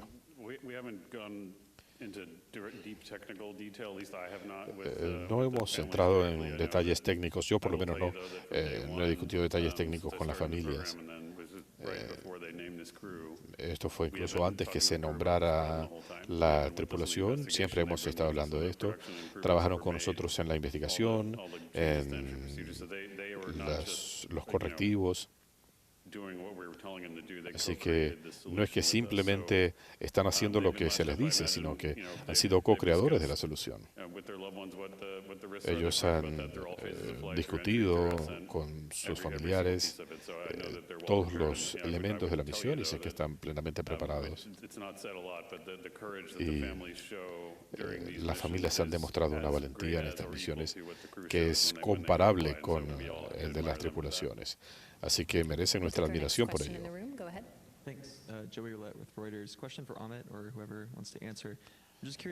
Para Ahmed o quien quiera responder. Tengo curiosidad por saber cómo se sienten los astronautas en esta parte más riesgosa de la misión. Están haciendo preguntas técnicas y quisiera que me hablaras más acerca del tema del comburente y quizás si esto tiene un riesgo para la tripulación o cuántas válvulas están involucradas. Bueno, dejaré que ellos le respondan porque han estado hablando de esto. Ellos están manejando sus emociones en órbita. Cada día de vuelo es ligeramente diferente. Cuando hablamos con la tripulación, cuando tenemos las conferencias al final del día, cuando hablamos de elementos técnicos, de lo que va a ocurrir mañana, no hay conversaciones extensas sobre elementos técnicos. Ellos disfrutaron de tener breve receso. Ayer tuvieron un día muy agitado y estaban satisfechos de haber tenido un poco de descanso. Cada día de la misión, especialmente una misión tan breve como esta, con tantos requerimientos operativos, tiene sus particularidades. Y ahora que vamos para el reingreso, ellos han estado hablando con el equipo de control de reingreso y están bien. Ellos tienen vasto dominio técnico. No es que haya nada nuevo, pero hacemos la revisión juntos para como antesala del regreso mañana. En cuanto al sistema de propulsión, hay múltiples válvulas en cada uno de los sistemas y hay suficiente redundancia. Trabajamos en un plan de seguridad y hemos podido validar la data que recibimos. El equipo lo analiza y en base a sus apreciaciones, el efecto térmico, la actitud de la nave, todo esto se incluirá en la actualización de la investigación. Y para aclarar, tenemos helio que está entrando al sistema. Hay válvulas que protegen esto. Este es un riesgo aceptable en el prevuelo. Es aceptable porque no necesitamos este nivel de presurización. Y para una trayectoria de reingreso libre, no lo necesitamos. La misión completa se pudo haber hecho sin esta presurización con helio. No obstante, sabemos desde el comienzo que ha habido válvulas que han tenido fugas y lo estamos analizando. Aún cuando tuviéramos una fuga en el espacio sustancialmente mayor que la que tuvimos en tierra, es aceptable. No necesitamos esas válvulas para que mantengan la presión en esta fase del sistema. Por eso le hemos dado prioridad. En cuanto a la pregunta de Joyce, en cuanto a cómo se siente la tripulación, la mayoría de las misiones espaciales en estos días duran más de 10 días. Hay alguna sensación agridulce respecto a una misión tan breve, lo pronto que están regresando. Y ¿puede aclarar por qué se eligió la costa de San Francisco frente a otras posibilidades como el Golfo o el Atlántico? Es San Diego. Está cerca de la base naval de San Diego. Eso nos va a ayudar. Por eso, por la proximidad del centro de operaciones, por consideraciones climatológicas, las aguas son bastante tranquilas. En cuanto a cómo se sienten, es interesante. Me encantaría que ellos respondieran a esto cuando regresen, porque se trata de sus emociones. Pero son algunas de las personas más especiales que he conocido. Y ustedes los han visto, sus expresiones de amor y devoción a la familia. Para mí, es un gran ejemplo de por qué hacemos estas misiones. Si uno no puede llevar amor hasta las estrellas, ¿para qué ir? Por eso enviamos seres humanos en lugar de robots, para tener esa apreciación humana. Creo que esa es la idea, poder compartir esa experiencia. Okay, we'll take our next question right here. Thank you. Dr. Allison McGraw from Mysterious Meteorites here in Houston, Texas. Además de la data que están recibiendo de la nave Orion, ¿habrá sistemas terrestres radar o telescopios? ¿Se refiere a obtener data para el reingreso? Quiero entender su pregunta. Tenemos numerosas aeronaves que vamos a utilizar para obtener información sobre la nave durante el reingreso. Y, por supuesto, estamos grabando información a bordo y toda esa información se graba a una tasa más alta de la que se puede transmitir por el sistema de comunicación. queremos entender a cabalidad lo que está ocurriendo. Como seguimiento al tema del regreso, quizá para Jeff, en el comentario decían con elocuencia que cómo estaban haciendo la corrección. ¿Pueden hablarnos de la trayectoria, las consecuencias que tendría el no estar en la trayectoria correcta o perfecta? ¿Y alguien nos puede hacer un sumario del procedimiento después del amerizaje y cómo van a obtener esa información? En cuanto al ángulo de vuelo, es muy sencillo. Para ser franco, tenemos que tener precisión en el ángulo de ingreso. Y lo que haremos en el próximo día y medio es hacer esas pequeñas correcciones, tal como han sido calculadas, para ponernos en ese ángulo ideal. Estamos hablando de menos de 1 grado de variación en el ángulo de ingreso y queremos que sea perfecto. Tenemos margen, por supuesto, no esperamos usarlo. Todos los cálculos sugieren que el vehículo está en la mejor trayectoria posible y las correcciones son muy pequeñas. Pero tenemos que tener el ángulo perfecto o no tendremos un regreso exitoso.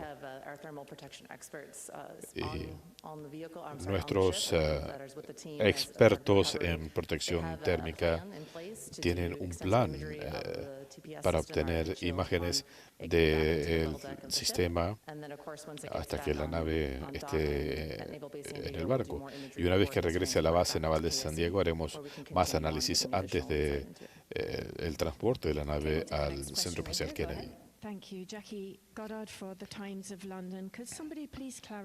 ¿Alguien pudiera aclarar el punto de temperatura máxima, de velocidad máxima?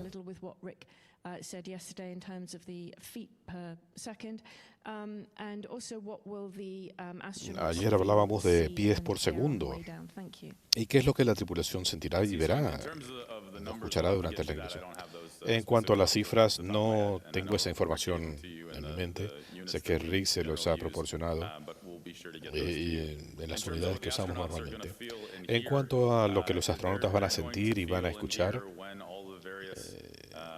ellos van a sentir cuando se abran los paracaídas, cuando se activen los sistemas pirotécnicos, que son parte de una secuencia normal de reingreso.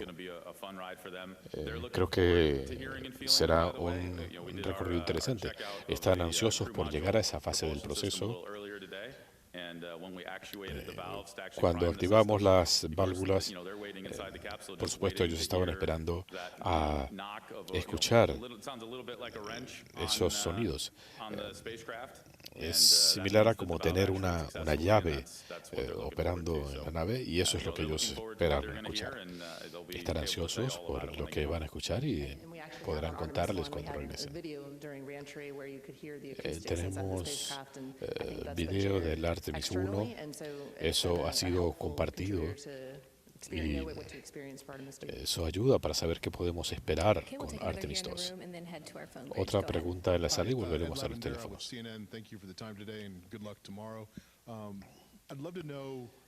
Quisiera saber cuánto tendrá que trabajar Glover como piloto, cuánto hará el control de misión, cuál es el balance para entender la logística en el regreso. Durante el reingreso, el vehículo está en piloto automático. Tenemos sistemas de guía a bordo que guiarán el vehículo. Se requerirían múltiples fallas para que la tripulación tenga que intervenir. No anticipamos falla alguna. La tripulación tendrá oportunidad de tomar control. Ellos han estado muy interesados en los casos donde pudieran tener que asumir el control. Este no es un sistema donde uno no quiere estar volando con control manual. Pero sí, pueden tomar el control si es necesario, pero no esperamos que sea el caso.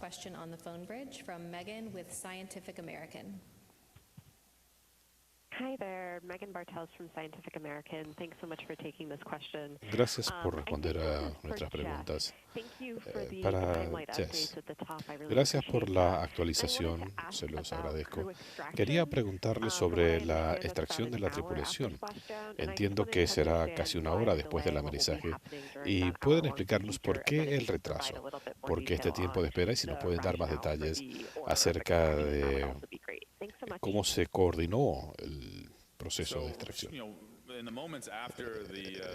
En los momentos posteriores al amenizaje, hay una serie de cosas que tiene que hacer la tripulación. Hay múltiples sistemas con los que hay que trabajar. La tripulación tiene que acomodarse para poder abrir la escotilla. Eso requiere tiempo. Por otra parte, los equipos de recuperación se estarán acercando a la cápsula. Tienen que mantenerse a unas cuantas millas de distancia, porque por supuesto hay algunos escombros que caerán en el área. No queremos que esto impacte a nuestros equipos de recuperación. Así que queremos asegurarnos de no poner en riesgo a nadie. Una vez que confirmemos que no hay riesgo para el equipo de recuperación, será cuestión de minutos y podrán comenzar el proceso de acercarse a la cápsula para sacar a la tripulación. No es un proceso corto, pero toma de 30 a 45 minutos, es lo que hemos visto en condiciones en que no hay mar picado. Pero toma cierto tiempo el tener a la tripulación y sacarlas de la cápsula a la balsa o pórtico de la nave. Así que toma tiempo y queremos hacer esto con calma y de manera metódica. Y así es como funciona. Por eso toma tiempo. Como cualquier operación, hay que dedicarle el tiempo necesario para que todo salga bien. En cuanto al orden, eso depende de los equipos de recuperación, de la tripulación, de cómo se sientan. Eso lo harán él y su equipo.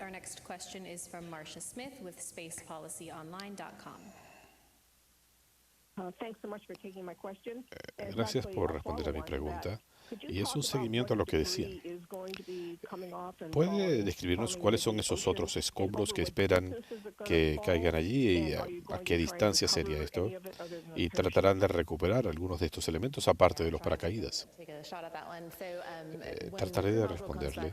Cuando el módulo regresa, la cubierta de proa se desprende y eso abre los primeros paracaídas, los paracaídas de arrastre.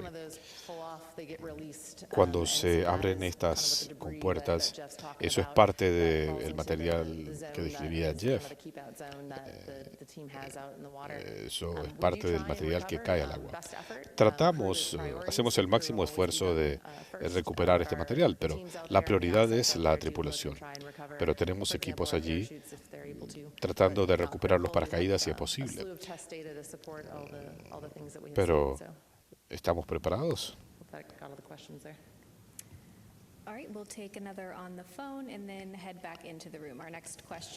Otra pregunta telefónica.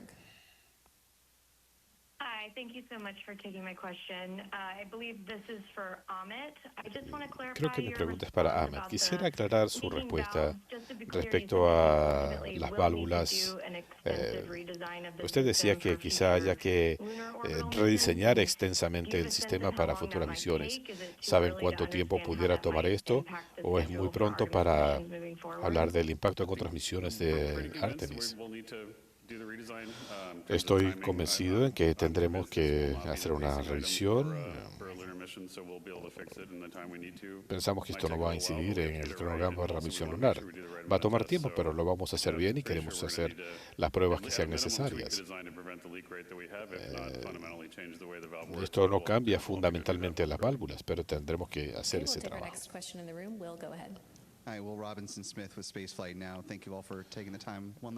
Gracias por tomarse el tiempo la última vez. El módulo de servicio europeo para Artemis IV ya está en el Centro Espacial Kennedy.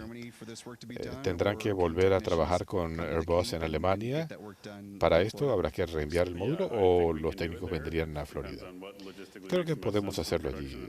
Es cuestión de ver cuál es la logística más eficiente. Pero me imagino que tenemos opciones. This is Henry Gass from the Christian Science Monitor. Thank you for doing this. My question, I know you're all very focused on tomorrow and sé que ustedes están enfocados en mañana, será un gran día. Me pregunto si Artemis III no está tan lejos. ¿Hay preparativos que hayan comenzado ya? Sí, tenemos un módulo de alunizaje que ya está en Florida. Ya se está trabajando en el bloque 3 para hacer pruebas estáticas en corto plazo. La tercera etapa se despachará el 20 de abril.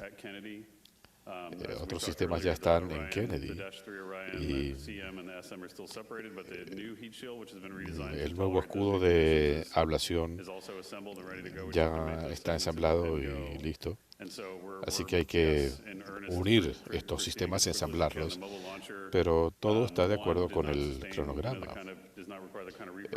La plataforma de lanzamiento no sufrió daños que requieran reparaciones sustanciales. Así que podremos ponernos en marcha. Hi, JJ Love with Tech Talk Media. Thanks so much for doing this. Muchas gracias por hacer esto. Quería preguntarles, ¿cuál es el principal elemento que esperan que la gente del planeta derive de esta misión? Bueno, es difícil, son tantas cosas. Hemos hecho tanto y tenemos tanto que compartir. Si pienso en las reacciones de la tripulación, en el sobrevuelo lunar, todo lo que nos han compartido, las imágenes, los videos, uno se siente deseoso de volver. Este no es el viaje, sino el primero de muchos viajes. Y queremos seguir adelante porque hay mucho que explorar. Piensen en todo lo que pensábamos que sabíamos acerca de la Luna y ahora tenemos una perspectiva totalmente diferente. Creo que será así también en la próxima misión lunar y tenemos que seguir adelante. Dos preguntas más en la sala. Sobre la agenda de los astronautas para las próximas horas. ¿Van a poder hablar con sus familiares? ¿Cuál será la última comida que tendrán en la nave? ¿Qué otras actividades tendrán antes del alunizaje? En este momento están trabajando, preparando la configuración de la cápsula para el regreso. Hay muchas cosas que tienen que hacer. Empacar su equipo, sacar sus trajes, recolocar los asientos.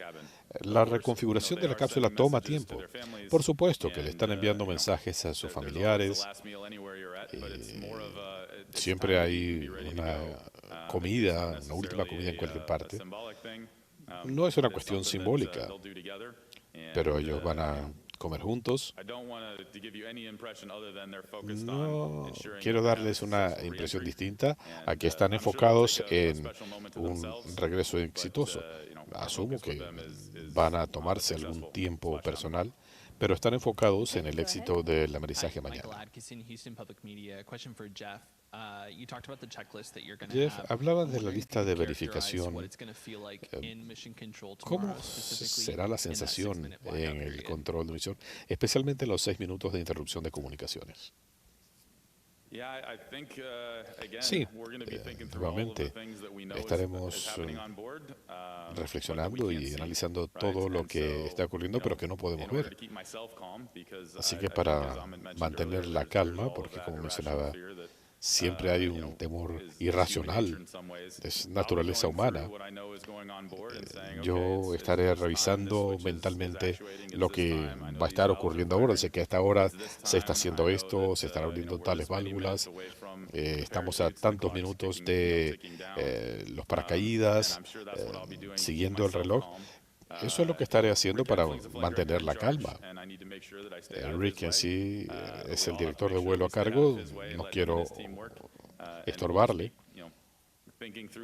pero todos estaremos pensando en la secuencia que tenemos hasta que se restablezca la señal.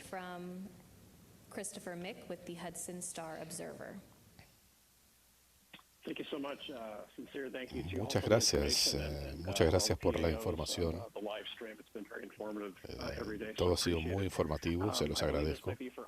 A la gente de Relaciones Públicas. Ahmed, nos acercamos al final de estas conferencias de prensa diarias y ¿qué va a pasar ahora con la agenda de los astronautas? Ellos presentarán sus informes post-vuelo, evaluaciones médicas, las solicitudes de entrevistas y demás. ¿Cómo será esta agenda que tendrá la tripulación? Sí, ellos pasarán por exámenes médicos, evaluaciones. Vamos a conversar con la tripulación en una conferencia de prensa en las primeras 2 semanas después del amarizaje.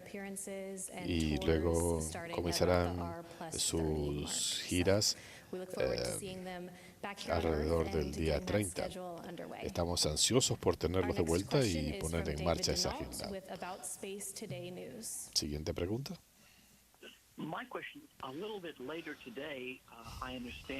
Entiendo que hoy los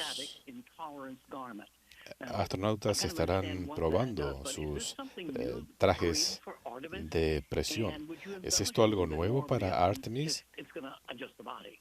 Y ¿pueden hablarnos del ajuste al cuerpo? Creo que se refiere a los trajes ortostáticos que probamos ayer. La tripulación se lo puso para probarlos, para asegurarnos que todo estuviera bien ajustado. Esta es la primera capa de su atuendo para el reingreso. La meta aquí es que tengamos el traje bien ajustado, que la presión sea donde tiene que ser para tener un regreso exitoso.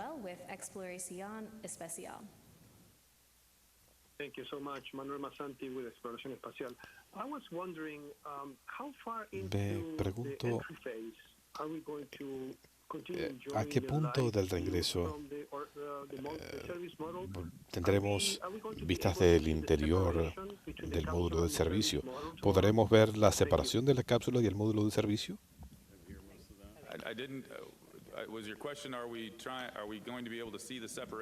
Preguntaba si podremos ver el desacoplamiento del módulo de servicio y la cápsula. Correcto. Lo podremos ver en vivo. Vamos a tratar de capturar esto y esto vendrá en la información que recibiremos del vehículo. No anticipo que podamos tener una señal visual en ese momento preciso. ¿Otra pregunta? Robert Coppinger from the British Interplanetary Society's Spaceflight magazine. The crew module for Artemis II, will it be refurbished and reused for a future? ¿La cápsula será reutilizada en misiones futuras? Es posible. Hay elementos que pudieran utilizarse. El vehículo será traído de vuelta. Hay múltiples componentes que serán reutilizados. Y a partir de allí veremos qué más tenemos que hacer. Thank you, and thanks for doing this. Tom Clark from Sky News in the UK. Entendemos que la tripulación no va a superar el récord de velocidad en el regreso con el Apolo 10. ¿Es esto una ventaja para ustedes? 1,000 miles an hour slower. El hecho de que van a ingresar a la atmósfera a 1000 millas por hora menos los beneficia de alguna manera. Debido a la forma en que caracterizamos la interacción con el escudo de ablación, es ciertamente una ventaja. Esto nos permite evitar las regiones donde se produce pirólisis. Se generan estos gases cuando no se tiene la configuración idónea. Eso es lo que queremos evitar. Así que con un ángulo más agudo de ingreso se puede evitar esta situación y la generación de gases. Es un balance. Cada componente del vehículo tiene sus limitaciones, pero esto fue algo muy específico.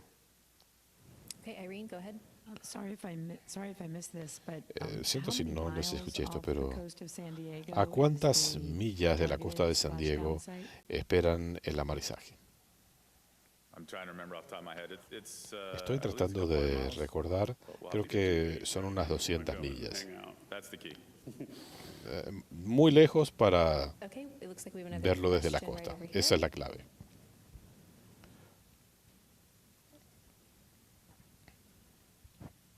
Hi, Dan Lenihan from the New Postgraduate School. I have a couple status questions. Un par de preguntas sobre estatus. En cuanto a las imágenes de la nave Artemis, ¿alguna actualización respecto a si tuvieron éxito? ¿Y qué va a pasar con el módulo de servicio? ¿Será parte de los escombros que se quemarán en la atmósfera? ¿Y qué tal? ¿Qué nos pueden decir de las condiciones meteorológicas? Vamos al revés. Las condiciones meteorológicas lucen bien. No pensamos que esto afectará las operaciones de recuperación. Después del amarizaje, y si haya recuperado la tripulación, habrá algunas condiciones atmosféricas, pero nuestro equipo de recuperación y el capitán del buque determinarán cómo regresar a la base naval. Tendremos que analizarlo y por supuesto que esperamos que estén aquí en algún momento del sábado. El módulo de servicio se quemará en la atmósfera. Es parte de esos escombros. No recuerdo la primera pregunta. No he visto nada al respecto. ¿Alguien más tiene preguntas? Seguimiento sobre el comburente. ¿Detectaron algo similar en Artemis I? ¿Y qué los llevó a considerar que este era un riesgo aceptable en este vuelo? Con Artemis I sabíamos que había una fuga de helio, pero decidimos que esto era algo tolerable. La diferencia aquí es que hicimos la corrección con Orion. No sé si eso tenga relación, pero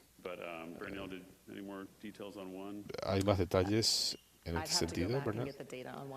Tendría que revisar la data. Le pido disculpas porque no lo recuerdo.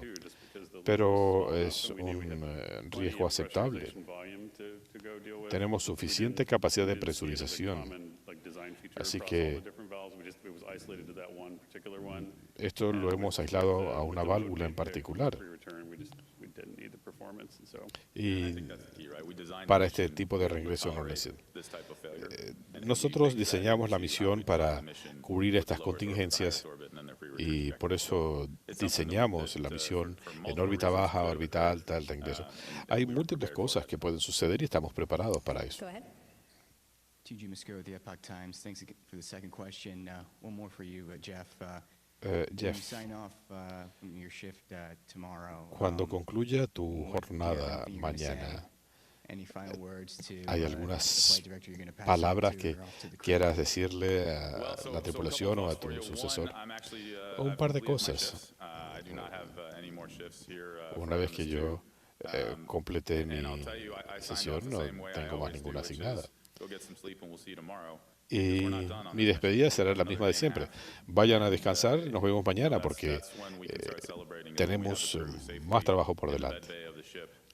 Podremos celebrar cuando tengamos a la tripulación en el barco y solo entonces podemos dejar que las emociones salgan a relucir. Rick Console será el director de vuelo en consola. Él va a enfocar su trabajo en el regreso de la tripulación. Y después comenzaremos a pensar en las celebraciones. En cuanto a las válvulas de presurización, todos hemos estado haciendo estas preguntas. No todos aquí tenemos experiencia técnica, así que quiero entender. Entiendo que esto no es un problema en esta misión, pero cuando escucho hablar de estas válvulas me pongo nervioso, porque es un sistema muy importante del sistema. Ayúdenos a entender.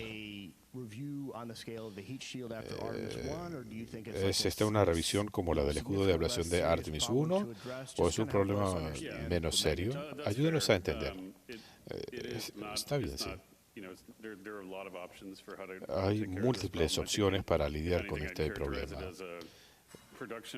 Yo diría que es una cuestión de rediseño de producción. Por eso le estamos prestando atención. Lo que hemos visto no ha sido tan grave. Hay otros elementos de data que tendremos que analizar y esto lo aplicaremos en el rediseño. Pero no es algo que comprometa la seguridad de la tripulación o del vuelo. Pero tenemos que trabajar, pero no es nada tan grave. Quisiera aclarar, los familiares estarán observando desde el centro de control. Entiendo que es así.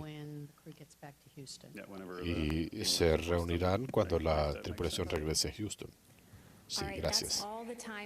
Ese es todo el tiempo que tenemos para hoy.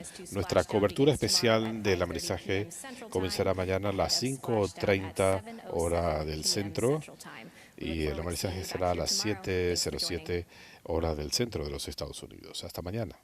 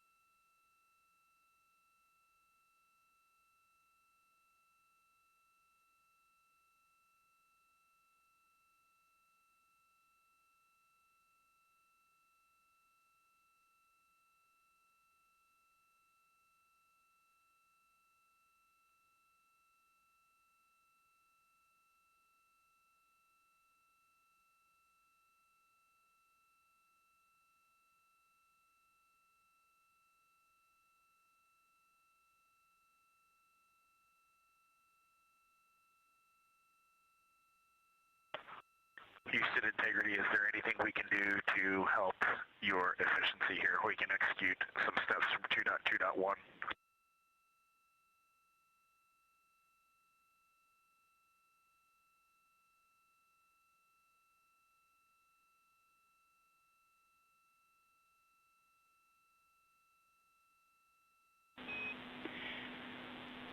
Hey, Reed, we are just a couple of commands away from getting everything squared away for you.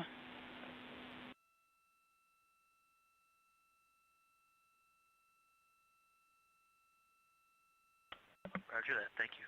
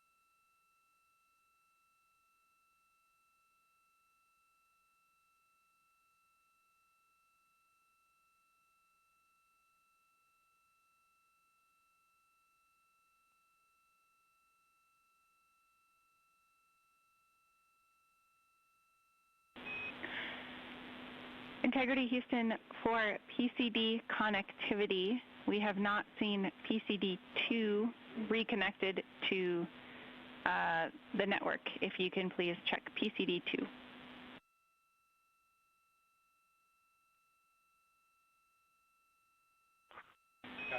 Okay, we will get on that, and for a crew that has asked for only lower cabin fan speeds this entire mission, we are very happy to have what we have right now. Thank you. We see PCD2 on the network and silver linings.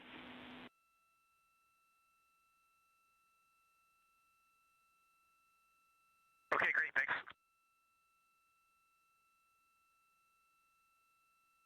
This is Mission Control, Houston.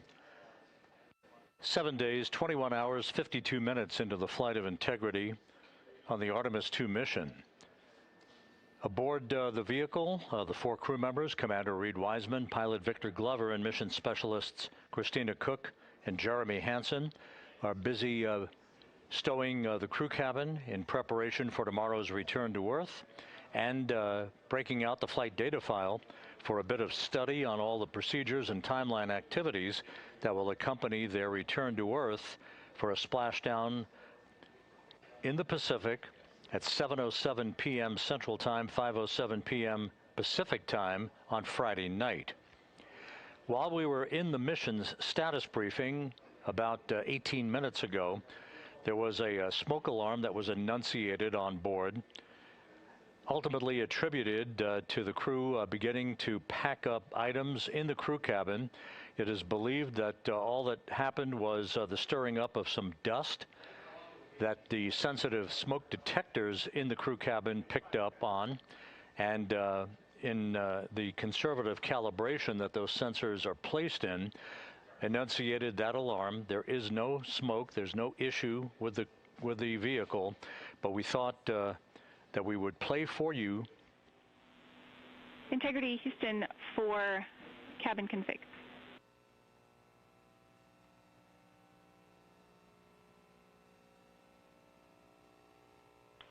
Go ahead. A probably wrong subject line there, but while we try to cool off the cabin temperature a bit, we have elected to turn off OFS, the cabin leak detection, just to avoid any further enunciations there. And once things stabilized, we will re-enable it, and we'll let you know when that's the case. Your edge key still works.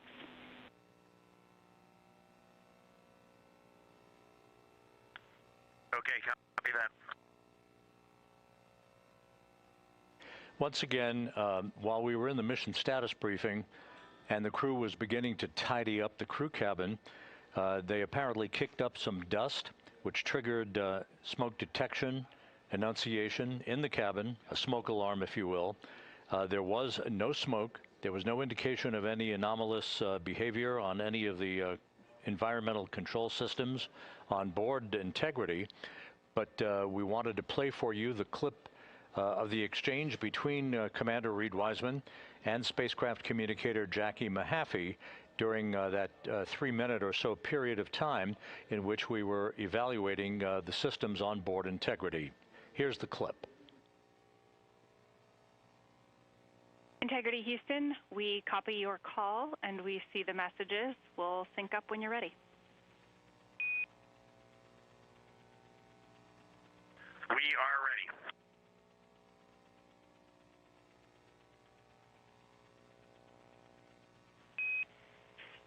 Okay, Reed, we'll take a quick report from your perspective on what you heard and saw and your conclusion on NAMA.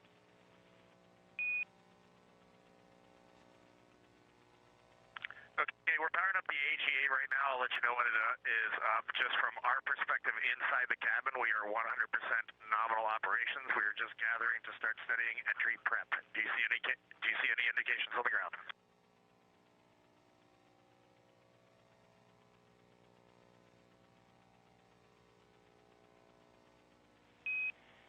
Yeah, Reed, we did see a large spike in the smoke detector data. However, it does appear to be normalizing.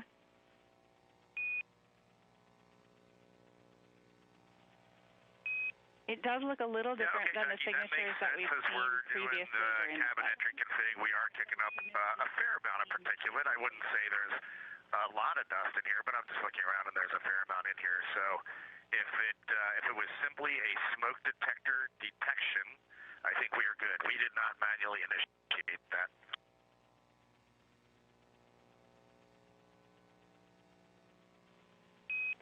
Understand all, and we'll stand by when you have an AGA reading. We'll take it.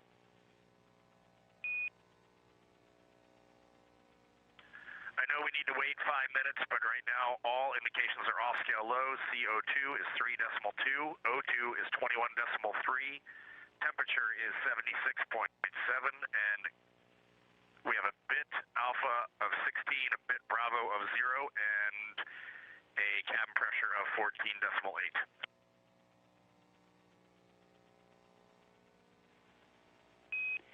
We copy all, and we're looking into the bit.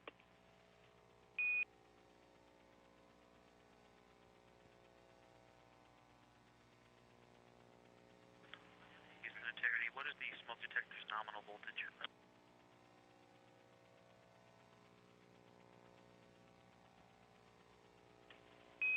Checking.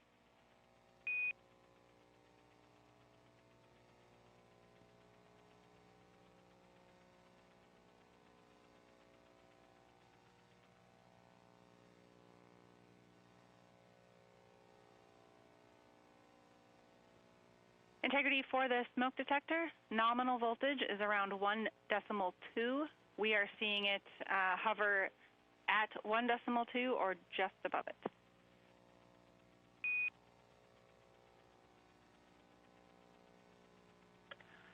Thank you for that.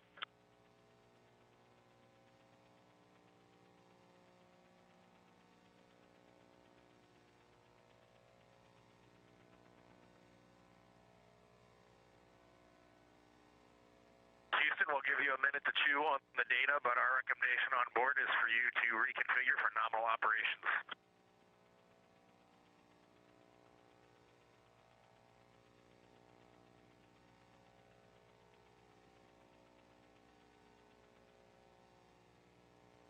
And again, that was a replay of a clip of the exchange between spacecraft communicator Jackie Mahaffey here in Mission Control, part of the entry flight control team, and Commander Reed Wiseman on board Integrity. Just to recap briefly, at about 3:10 p.m., about 24 minutes ago, there was an enunciation of a smoke detector alarm on board Integrity, but all of the cabin environmental readings checked out to be normal. It is believed that this was the result of some dust that was kicked up. This happens frequently on the International Space Station, by the way. But the bottom line is no harm, no foul. Everything is in order on board Integrity. All of the systems are in great shape, and the crew is pressing ahead with stowage of the cabin and review of their flight data file. One note from the mission status briefing that was concluded. Flight Dynamics has provided to us the total distance traveled between launch and splashdown for Integrity that lifted off from the Kennedy Space Center, Pad 39B, back on Monday. It is calculated by Flight Dynamics that the total distance traveled for the Artemis II mission from launch to splashdown will be 694,481 miles. 694,481 miles. There's your official distance. And that includes the high Earth orbit that Integrity flew in for the first 24 hours of the flight prior to the translunar injection that sent the 4 astronauts off toward the moon and its lunar flyby earlier this week.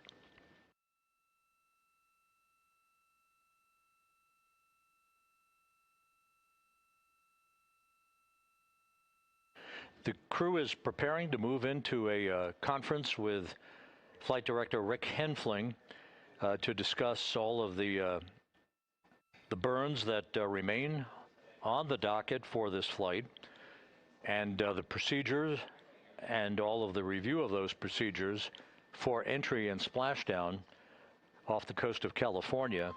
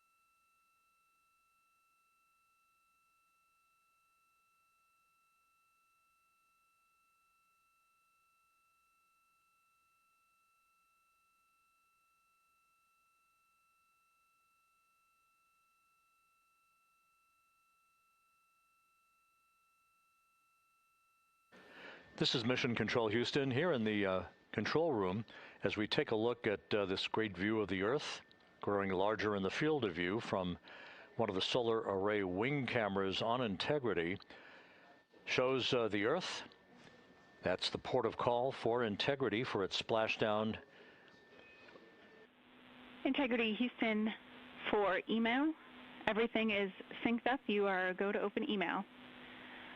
And let us know if and when would be a good time to come on board with the HHP cam.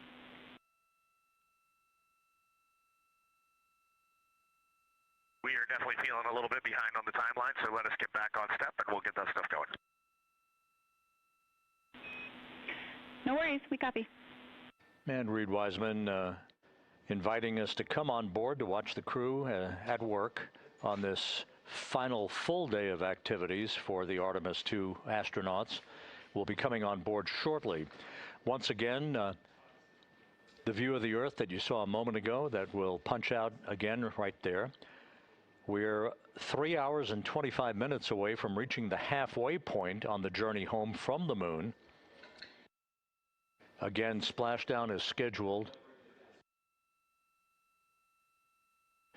Splashdown is scheduled at 7:07 p.m. Central Time, 5:07 p.m. Pacific Time tomorrow.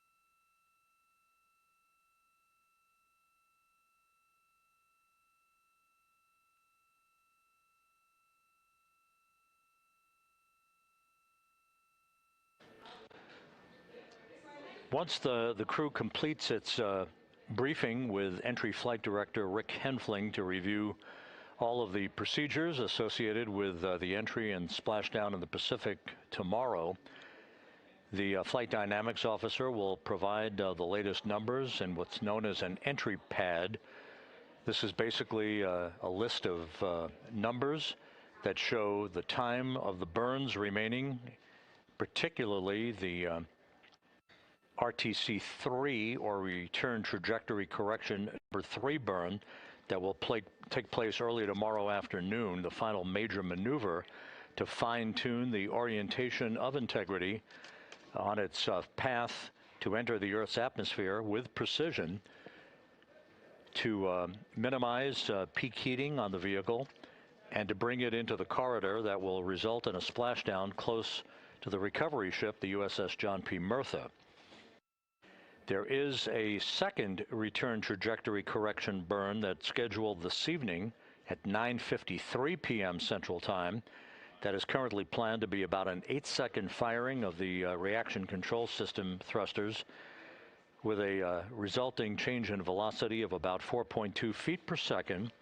Once again, fine-tuning Integrity's path toward the entry corridor, essentially a cone across the Pacific from southwest to northeast that is about 475 miles wide, 475 nautical miles wide. If you think of the beginning of entry interface, go 1,300 miles down track toward the coast of California. That is the initiation of the zone, the splashdown zone that we would like to enter in. We would prefer to enter into a zone that is as far downrange as 1,775 nautical miles, which is much closer to the coastline of California and much closer to where the recovery team will be waiting to begin the process of ensuring that the vehicle is not in any anomalous situation, no leaking of toxic gases, and to begin the process of erecting a large raft alongside of the vehicle called the front porch, in which the crew will be extracted and will spend a few minutes getting acclimated to the sensation of gravity for the first time in 9 days before they are hoisted in sequential fashion up to a pair of Navy helicopters to fly them back to the deck of the USS John Murtha, where they will go into medical bay for initial medical evaluations. The latest information that we have received from the Murtha shows the order of extraction of the crew from the vehicle to be in this order. Christina Cook will be extracted first, followed by Victor Glover, then Jeremy Hansen, and the commander, Reed Wiseman, will be last out of his ship. They'll all be in that front porch, the large inflatable raft, buttressed up alongside the hatchway to Integrity, before they are hoisted one by one into the helicopters in alternating fashion.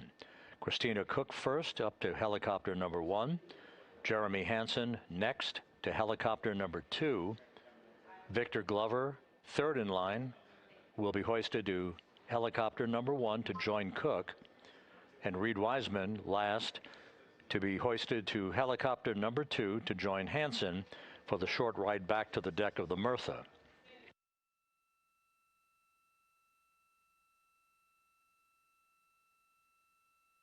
There have been a lot of questions regarding peak velocity and G-forces on the crew. We can tell you that the current prediction by Flight Dynamics indicates that the peak velocity for Integrity as it barrels back into the Earth's atmosphere will be just after we begin a 6-minute blackout in communications, which I'll explain again just a moment or two from now. We expect the speed to be about Mach 32, which equates to about 23,839 miles an hour. Now that could vary a bit based on trajectory, angle of attack, and other factors, but we expect the peak velocity to be about 32 times the speed of sound.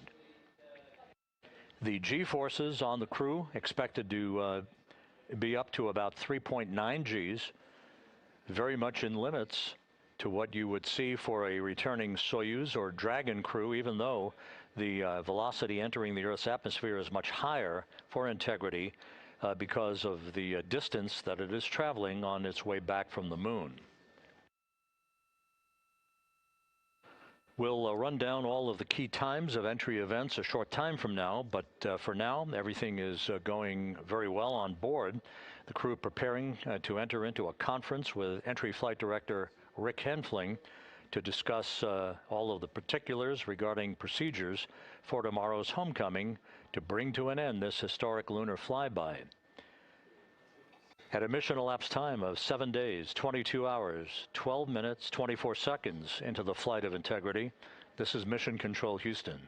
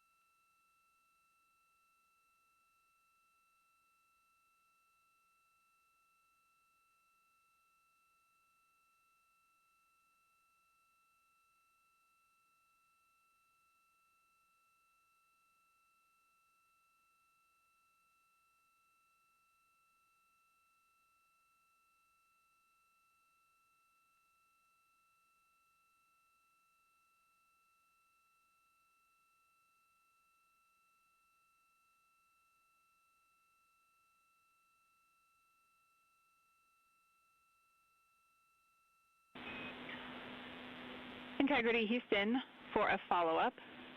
The false fire cleanup is complete, and your leak detection is re-enabled.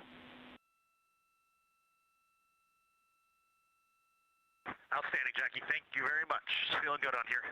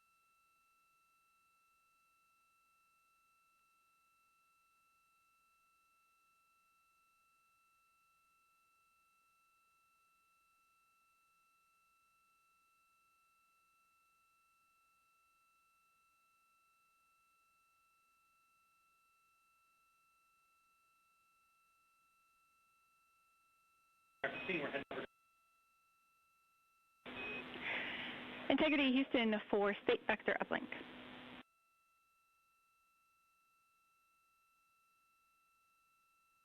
Go ahead. The pre-burn state vector has been uplinked. This means that your PCL slot 3 is no longer valid. Your PCL pointer is now pointing to your nominal slot 4.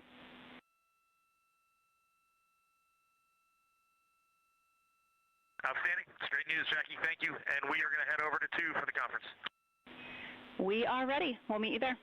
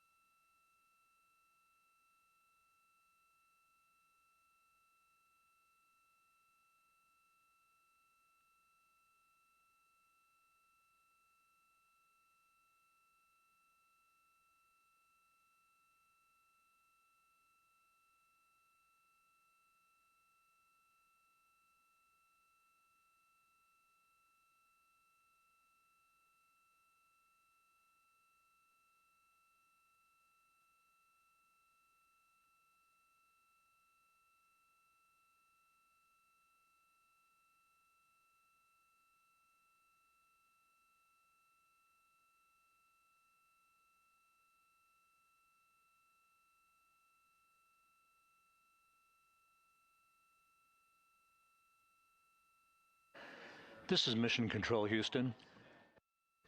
7 days, 22 hours, 29 minutes into the flight of Integrity on the Artemis II mission.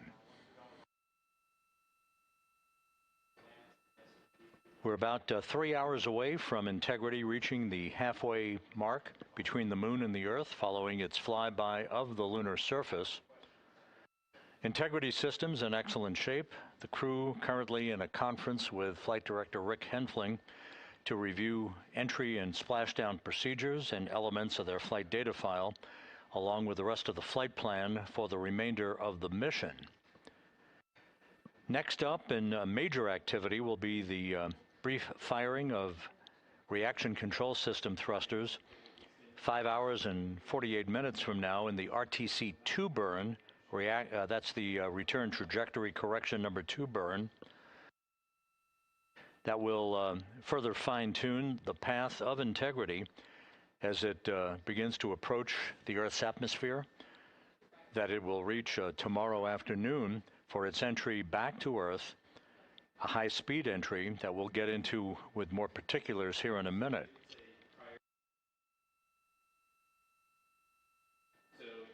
The crew tomorrow on entry day will wake up at 10:35 a.m. Central Time to begin their final day in space. They'll begin to configure the crew cabin, completing all of the stowage of items that they no longer will need. They have already begun that task. This is basically cleanup day today. They'll be configuring the cabin for entry and preparing their launch and entry suits. There is another return trajectory correction burn that is scheduled at 1:53 p.m. Central Time on Friday. That's the final big burn that will clean up and tweak any further trajectory maneuvers to make sure that Integrity is moving in the correct orientation with the right angle of attack as it enters the corridor, a cone if you will, across the Pacific Ocean for arrival at the splashdown site off the coast of San Diego.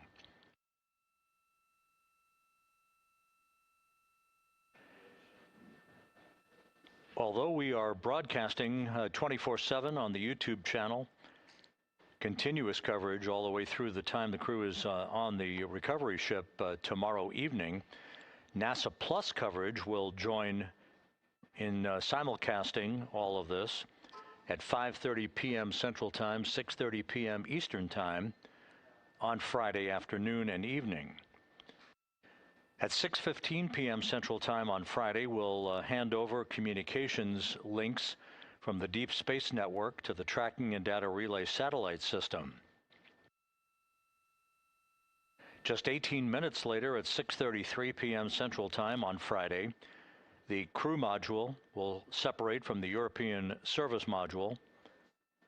And just 4 minutes later, at 6:37 p.m. Central Time, the crew module thrusters will fire for about 18 seconds to nudge the aft end of the vehicle upward, basically reorienting the vehicle for the most favorable angle of attack as it enters the Earth's atmosphere.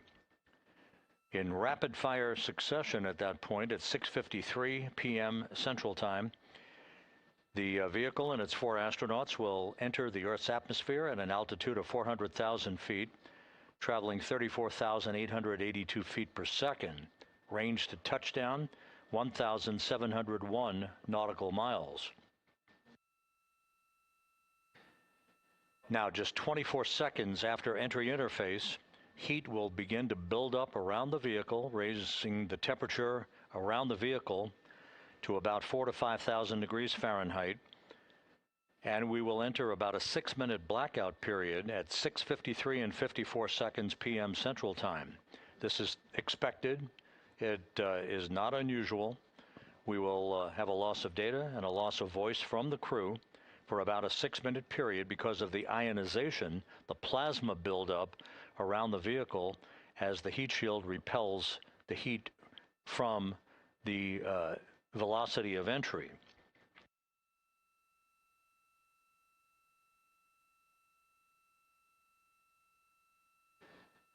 During that blackout period and the period of peak heating, the G-forces on the crew will build to about 3.9 Gs, which is well within the limits planned for this mission. Integrity will conduct 2 role reversals, one to the left, one to the right during this period of time, actually the first pair of 5 such role reversals that will be commanded by computer to bleed off excess speed as the vehicle descends into the thicker regions, the denser regions of the Earth's atmosphere. We will emerge from that blackout period at 6:59 and 56 seconds p.m. Central Time. And the blackout period ending should result in a resumption of communications with the crew. We'll be calling them to make sure that they can hear us, and we'll be waiting for their response. And at that point, we'll be just 7 minutes away from splashdown. The chute deployment sequence will occur in several stages. There are a total of 11 parachutes for Orion to slow its speed from a peak velocity of about 32 times the speed of sound to a splashdown velocity of just 19 miles an hour in a 14-minute period. So it's a pretty quick deceleration that will be felt by the crew on board Integrity.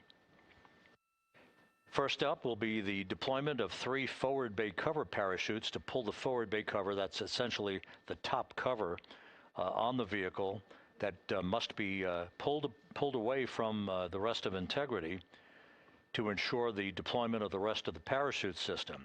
So 3 forward bay cover parachutes will be deployed at 7:03 and 22 seconds p.m. Central Time. Each one of these chutes is 7 feet in diameter, weighing about 8 pounds apiece, 100% Kevlar. Those chutes are deployed at an altitude of about 24,000 feet when the vehicle is traveling at about 350 miles an hour. That'll be followed in quick succession by the deployment of 2 drogue chutes, and you'll hear all of this in real time. 2 drogue chutes will be deployed to stabilize the crew module during descent, establishing the proper conditions for the main parachute deployment that will follow imminently. The drogue chutes will deploy at 7:03 and 23 seconds p.m. Central Time, while the vehicle is traveling now just 473 feet per second. So you can see how quickly the descent rate will decelerate, and we'll be calling out altitude and rate of descent all the way through Integrity's transit across the Pacific Ocean. The main chute deployment following 3 pilot parachutes that are used to lift and deploy the main parachutes from the crew module forward bay. That's followed finally by main parachute deploy. That's the key thing we're looking for. These 3 large parachutes that will deploy at 7:04 and 44 seconds p.m. Central Time at an altitude of about 5,400 feet above the ocean. And at this point, Integrity will be traveling just 198 feet per second.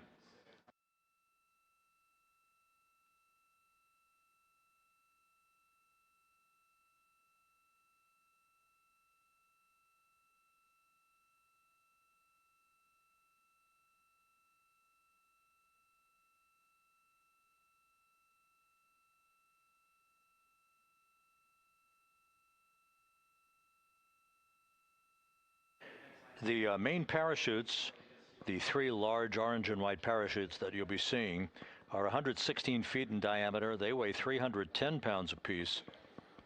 Each parachute is about 265 feet long. You'll see them reef in that typical manner that you see parachute deployments for a spacecraft that is landing on land in the case of Russian Soyuz vehicles, or in the case of Dragons landing in the Gulf or off the coast of California. So 11 parachutes will be employed during the descent of Integrity for its splashdown, and the current time that we have from Flight Dynamics for splashdown on Friday night is 7:07 and 6 seconds p.m.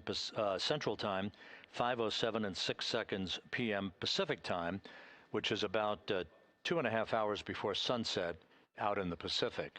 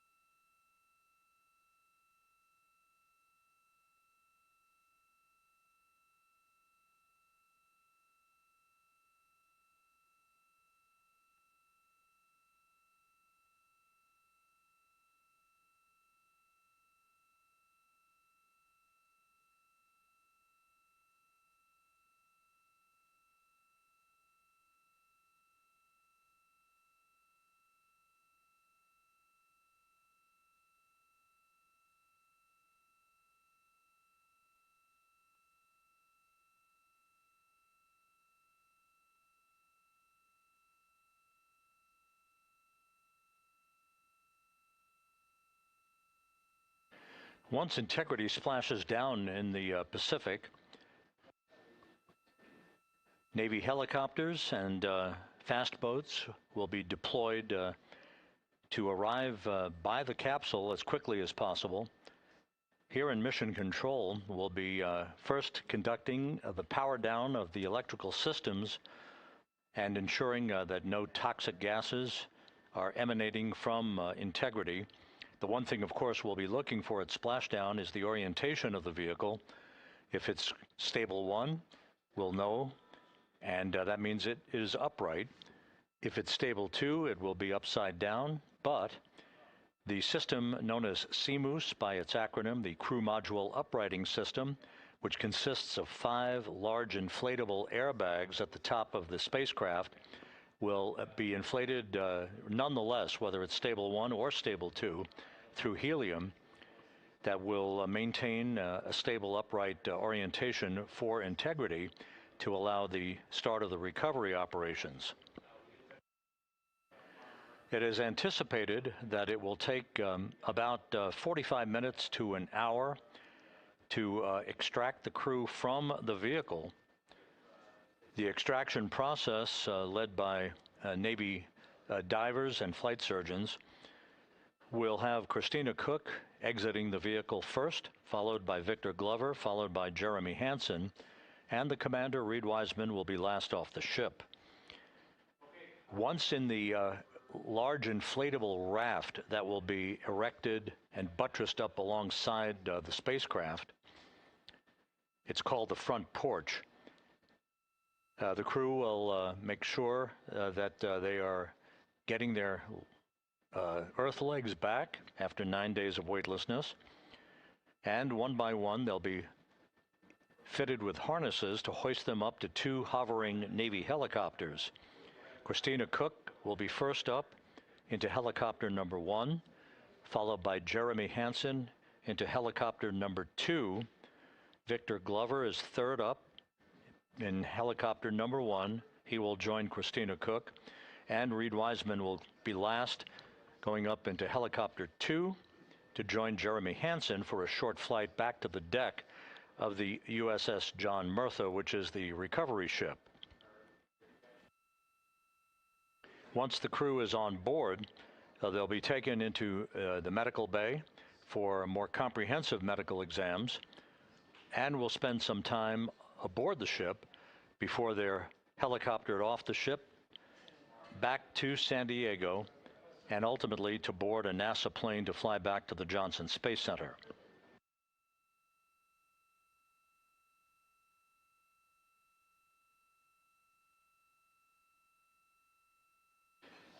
So that, once again, is a rundown of all of the key times that we have at this point. Any updates, of course, we'll bring them along to you.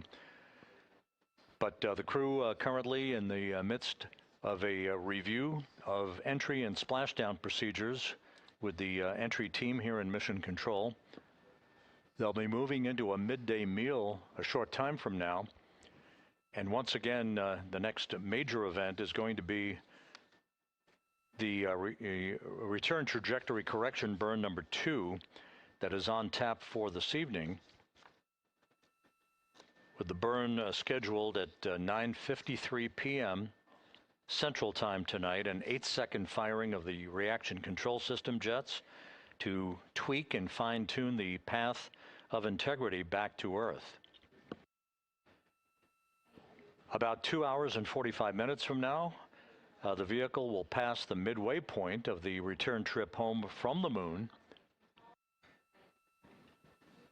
that saw a fly around of the moon and human eyes casting a gaze and capturing historic photos of areas of the moon never seen before.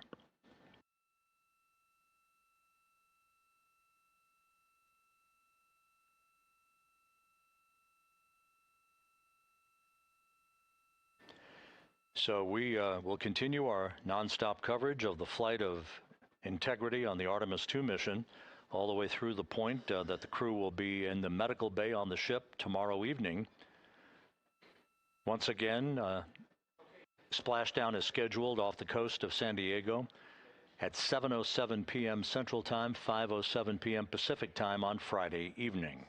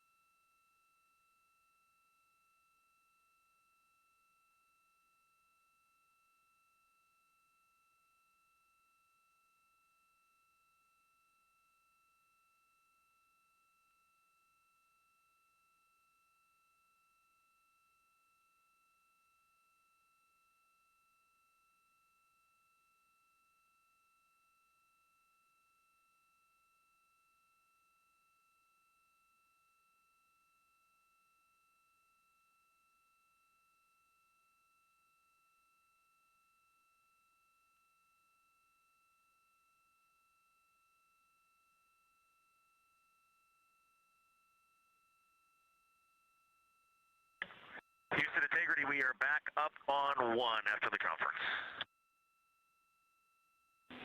We've got you loud and clear.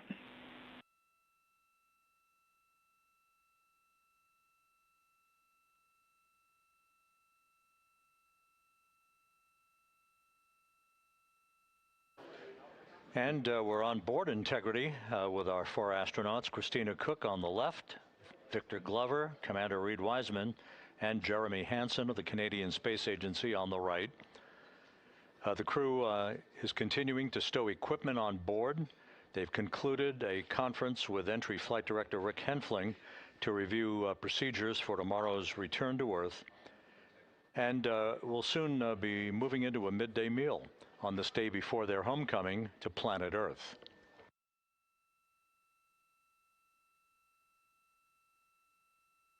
Integrity systems functioning very well.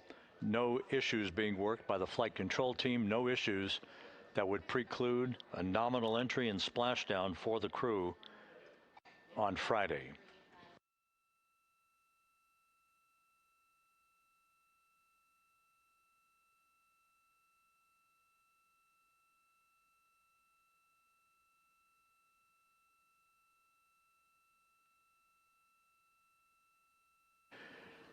One more note, I think of interest, of course, is the heat shield on Integrity and how it likely will fare during the high-speed return to Earth for Integrity's astronauts on Friday. I went through this a bit earlier today, but I think it's worth repeating. On Artemis I, we flew a trajectory known as a skip entry, which means we performed an initial dip into the Earth's atmosphere to dissipate some energy, to basically bleed off excess speed. Then we lofted or skipped out of the atmosphere, then dipped a second and final time into the atmosphere before splashing down in the eastern Pacific Ocean south of San Diego. As part of routine post-flight inspections and video analysis, there were some areas of mechanical